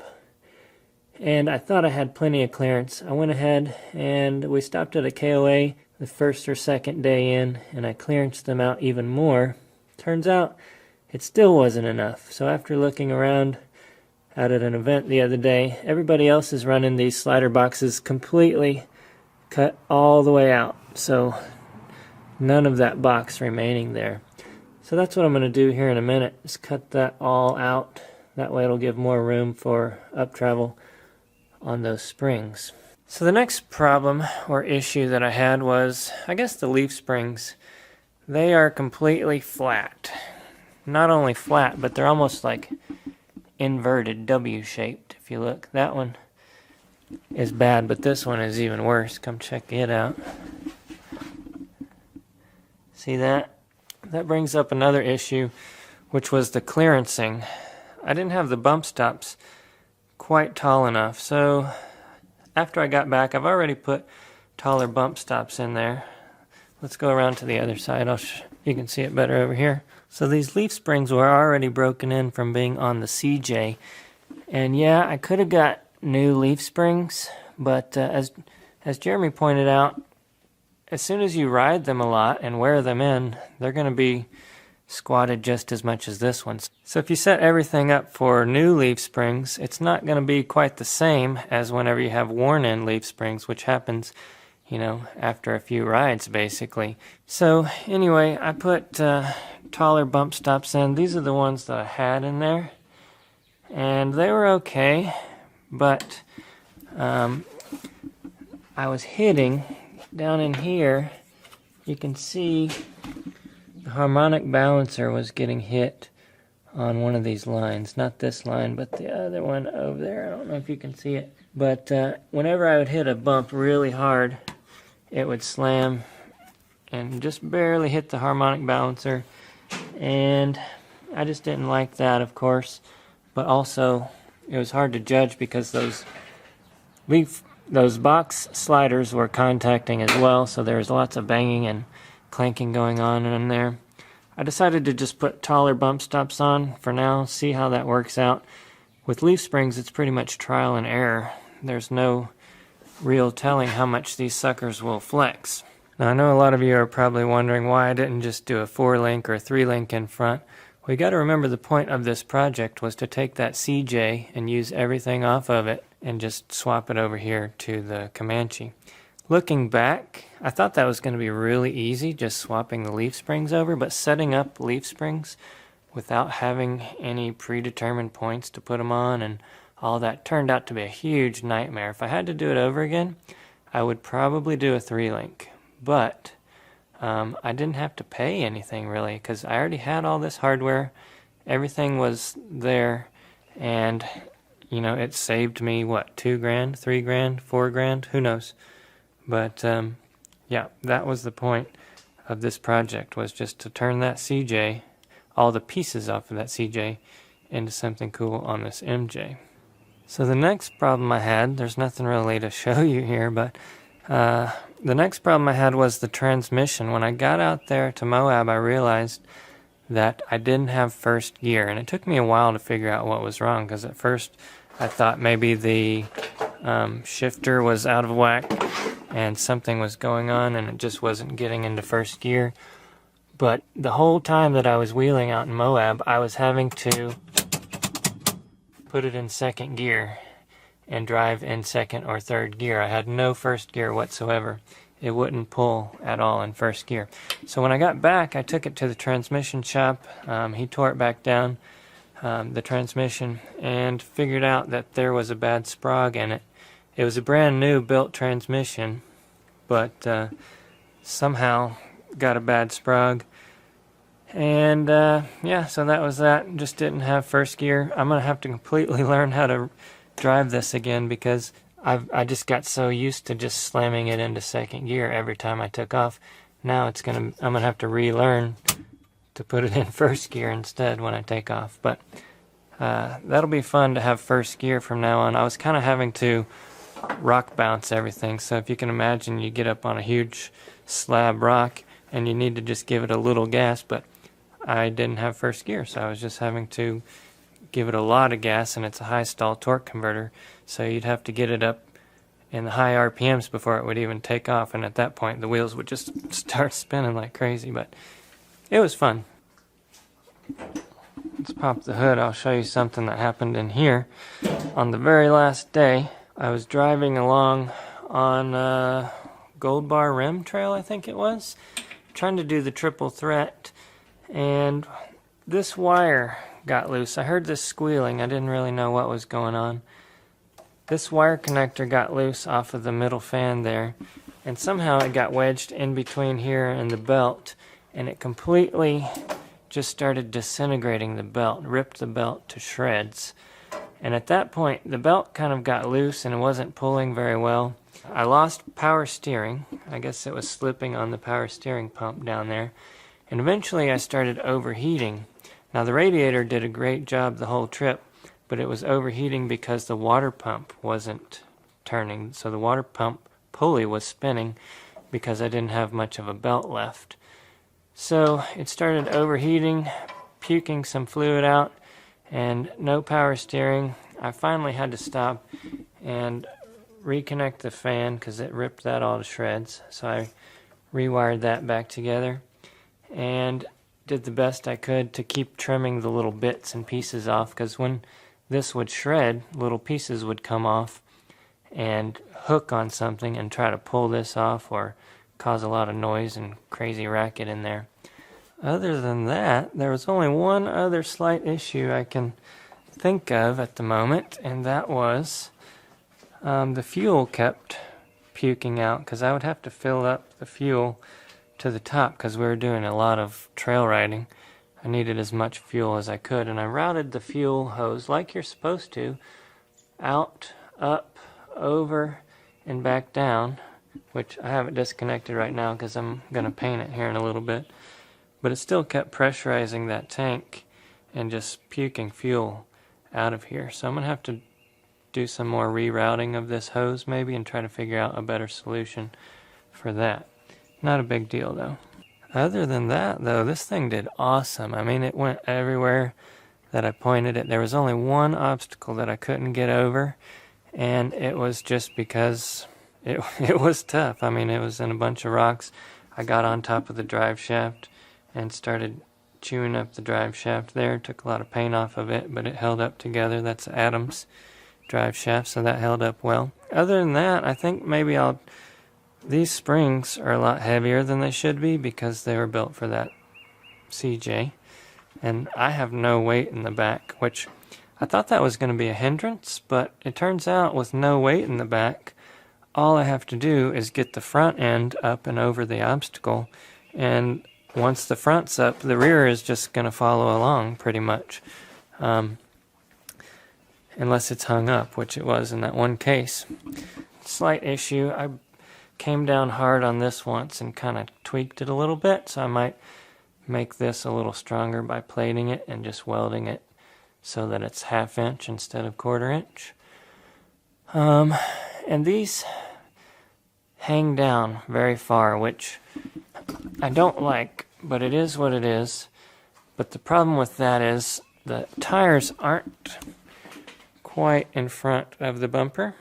So when you're coming up on just a straight up wall, like a 4-foot ledge or a 5-foot ledge or something, those are going to hit first. So I would have to, every time that I would come up to an obstacle like that, which was only twice I think, I would have to come in at an angle and get this tire up first so that I wouldn't contact right here on these leaf hangers. But I think that's just a different style of driving that I'll have to deal with. Alright, now you guys remember KC lights? Now these were super popular back when I was a kid, and they're coming back with a vengeance now because everybody wants that awesome look. And they still have these round lights, but now they're super bright LEDs. Let's open this up, I'll show you.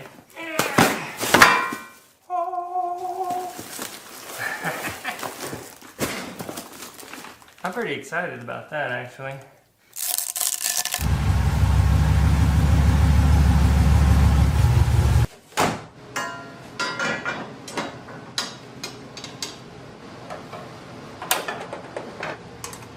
Alright guys, check it out. I put those brackets on there just so that I could get it up in place quickly and easily and then kind of figure out what I wanted to do from there. Now I could just take a piece of flat steel with a hole in it, weld it on here, but I kind of like those brackets actually. And this is what I was talking about in a previous video. Things have to go on and off a million times before the final install, and this is why. You gotta, do fitment, then you gotta tack weld it, and then you gotta weld it, then you gotta paint it. Get in there. I've got a switch. here. It lights up when the light's on. I haven't turned it on yet. I wanted to experience this with you guys. Let me close this hood. Okay, are you ready?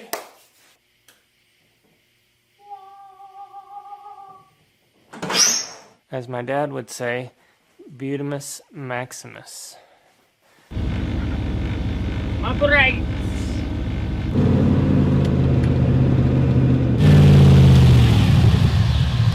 This is a big old building. It ain't screwing around. Yep, that is a big old building. Holy cow, right?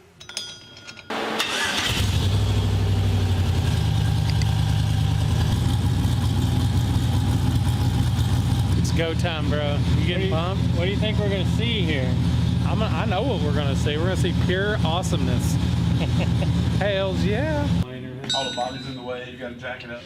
And then it's, Technology's great.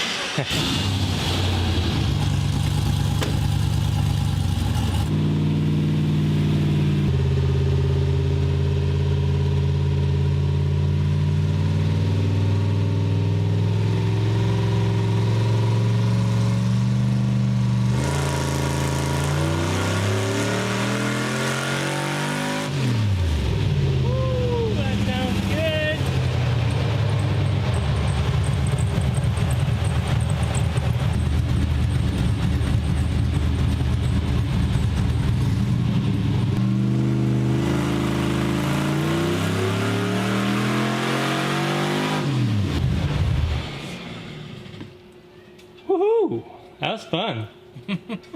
I like that sound. I think you might have a knock sensor taking a dump. Probably a dry rotted harness would be my guess.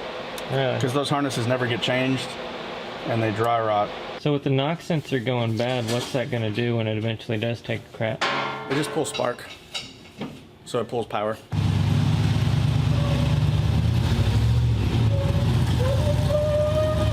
Let's go for a little test drive. You think I can drive it without stalling it now? That's the goal, amigo. This place is so nice and we brought a giant piece of shit Jeep.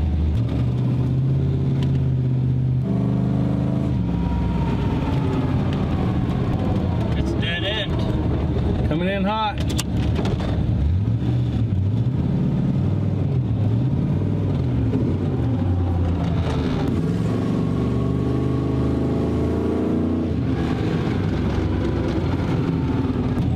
Hasn't died yet. Drivability, bruh. Bruh. What do you guys think the horsepower is? Yeah, what do you think? The actual number was? 272.5, I think. No, 274.7. 274. Sorry, 2.5 horsepower, guys. Sorry. You gotta give me that extra 2.5 Well, I couldn't see it. I was in the Jeep. You gotta remember. You were outside. 274. Thank you, HP Tuners. All right, so I got the windows done. Check. Next thing, I want to work on the cooling of this thing. So there's two things I want to do first. Like I told you, I wanted to add a radiator to the rear, but I don't know if that's necessary because it's not like a real bad cooling issue. It's just sort of sometimes. So first thing I want to do, when Jeremy and I built this, we were in a time crunch and we realized that the 84, or I think the 84 to 86 style front clip here was different. So this radiator wouldn't fit back here. So we just stuck it here, and that gives very little room between that and the motor. Probably doesn't do anything for cooling, but I would like to have that extra space just if I need to ever work on anything. So what I want to do is today pull this, pull the front clip. I'm gonna have to modify everything to get this back in here where it's supposed to be. Oh, holy moly.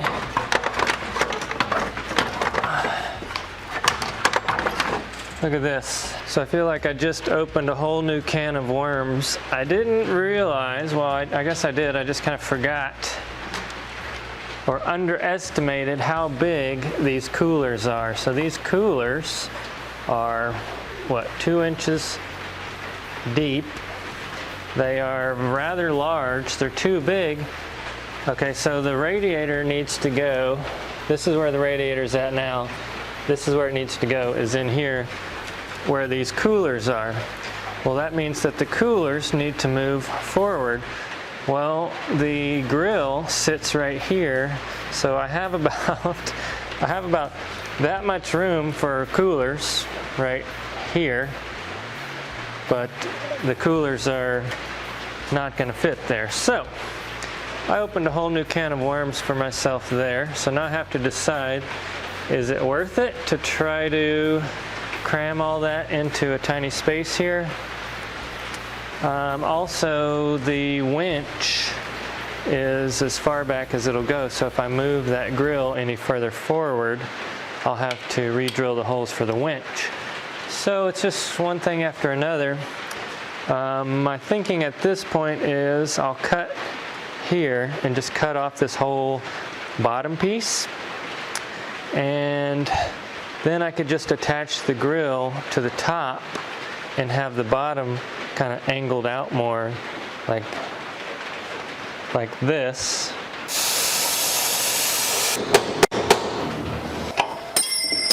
Ah. Ah.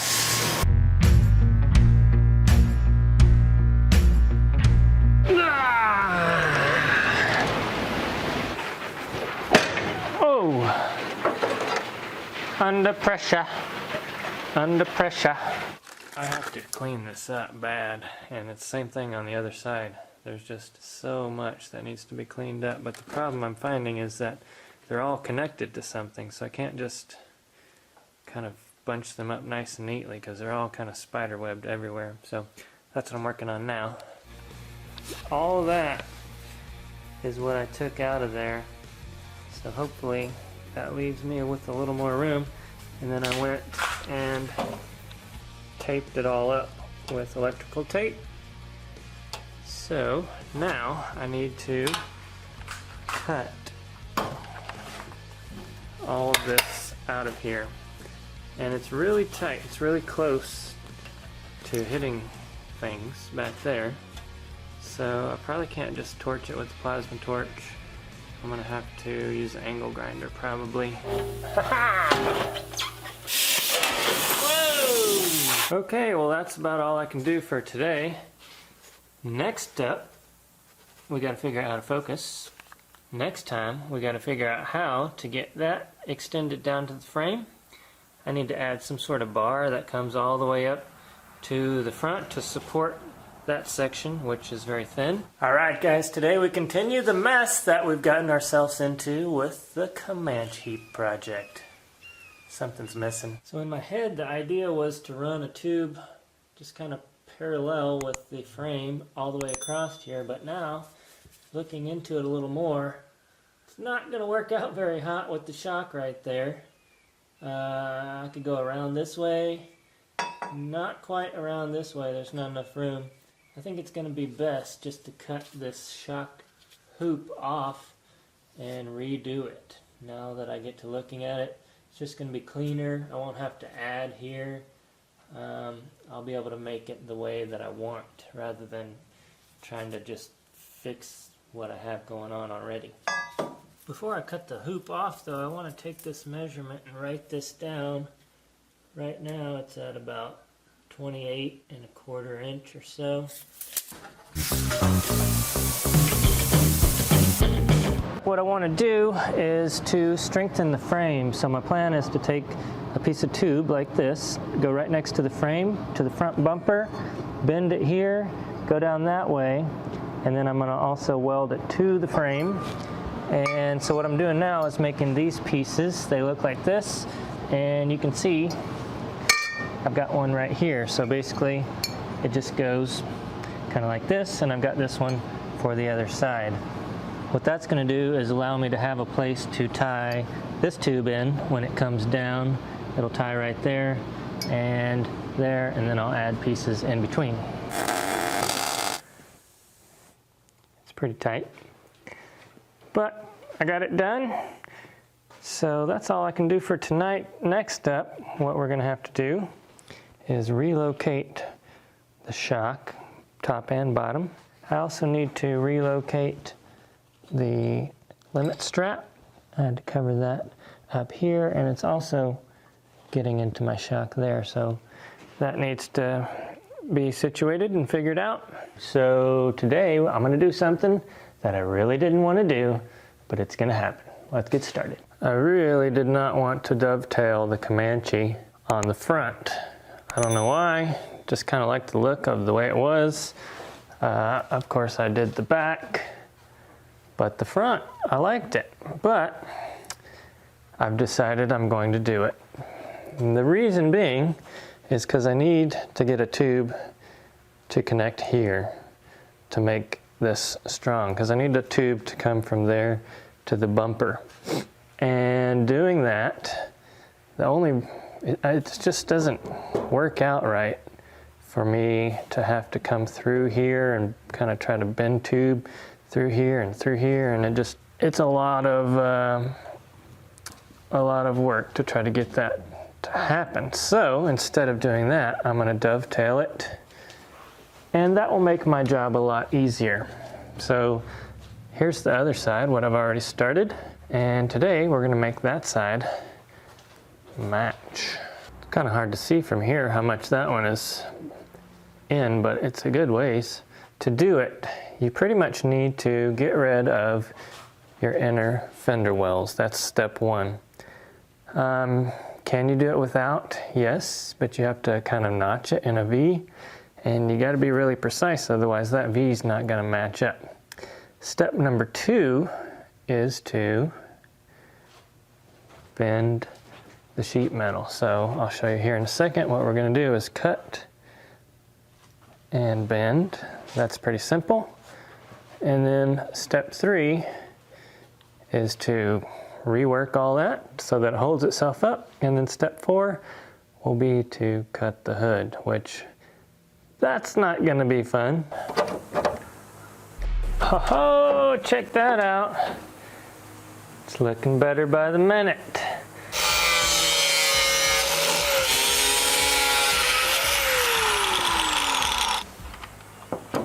Not perfect, but it's looking a lot better than it was.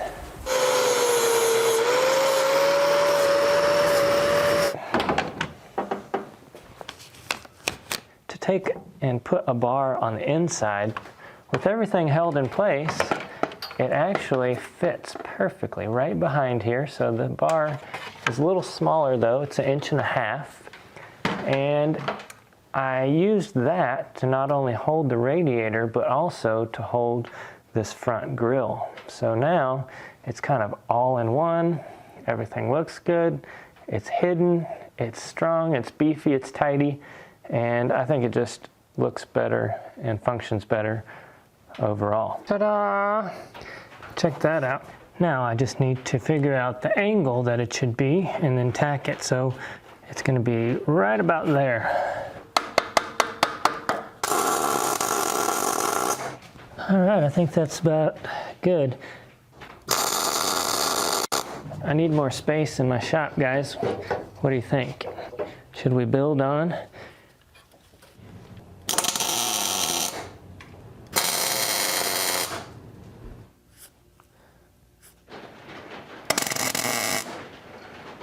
All right, so I think the next logical step is to manage this tangle of mess.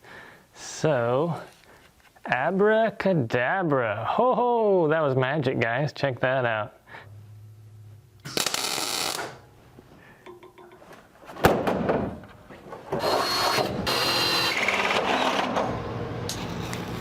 All right, now this goes in the top like that.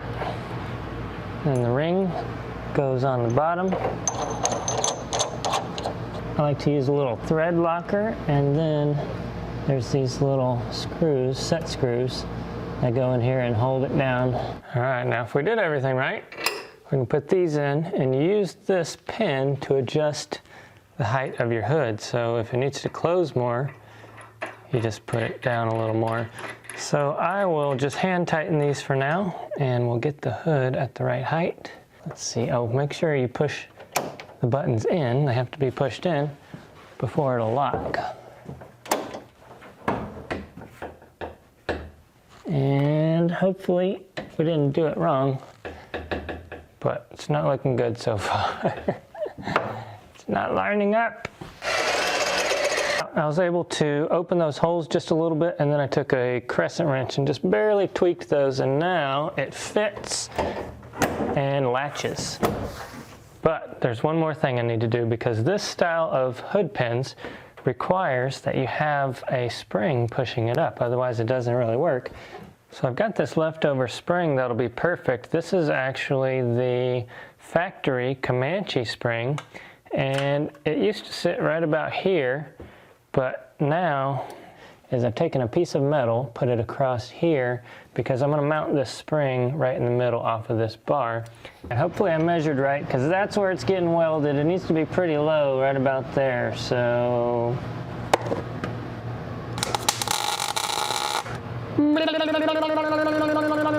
a little adjustment later.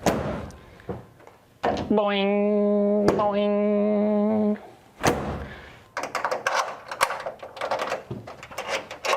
What do you think the chances are of this working out like I want it to?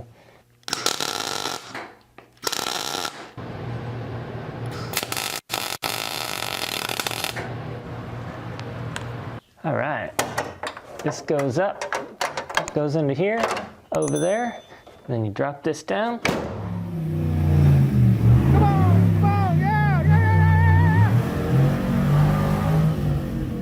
Alright guys, here she is, 7 years later, and the COMANCHEEP is still kicking butt and taking names. This thing has been a great build. It's one of my favorite. Obviously the Scorpion and the Comanche are both my babies. The Scorpion is a high dollar rig, however, and this one is a low budget rig. But what's weird is they're really in the same category. They can climb the same hills. They can do a lot of the same stuff. I've been trying to think of some of the questions you might have, and one of them might be, how's it holding together? As you can see, it's held together really nicely. Some of the only issues that we've ever had with this thing, and it's kind of funny because I called it the Comanche heap because it was just one big pile of heaping parts, and we never thought it would be reliable, but in reality it's been pretty reliable, and it's never really let me down. The only issue that we've had is that U-joint up front. It's always the leaf springs wrap every once in a while, and they end up tearing that U-joint up over time, so we have to replace that maybe 4 times a year. Other than that, we've had a broken drive shaft a couple of times where we slammed it on a rock. Not the Jeep's fault, just mine. We had a broken front outer shaft, so outer axle shaft. That was not really a big deal. I mean, this thing's got big tires. We bounce it around a lot. As you can see, actually, these are the tires currently from the Scorpion crawler. We're going to take this out tomorrow and do some wheeling with these new tires. They've got a lot more traction, so I'm hoping that the drivetrain will still hold together. So Josh said I should tell the story of why I originally built this thing, and it's a pretty good story. So originally I had got a call from Ian Johnson, and he said, hey, we're going to build a bunch of Comanches, me and a bunch of buddies of mine. We're going to take them out to Easter Jeep Safari and wheel them for a television show that we're putting together. Would you be interested in building a Comanche for this? And I was like, yeah, but Easter Jeep is in 3 months. And he said, yeah, it's in 3 months. And I was like, oh, I don't know if I can do that. But I put my mind to it. I built this thing in 3 months, less than 3 months, because I was on vacation for half of that time, or doing other things that I already had planned. So in about a month and a half of work time, I was able to build this. Took it to Easter Jeep Safari. I never even got to wheel it. I just pulled it right out of the shop, put it on the trailer, drove it out there, and guess what? Ian Johnson never finished his Comanche build. In fact, to this day, 7-8 years later, he still hasn't completed that Comanche build. But it's a fun story because I built this thing so quickly for that specific purpose and never even got to use it for that. But it's been a great build nonetheless. Even though we built it in such a rush, it's been a super fantastic build, and I enjoy it. I hope you enjoy it as well. and thanks for watching. If you have any questions about the Comanche that we didn't answer, or anything else for that matter, leave them in the dumb drum below and I'll get to them within the first week. Any questions that you have, I'll answer them. Thanks a lot, guys.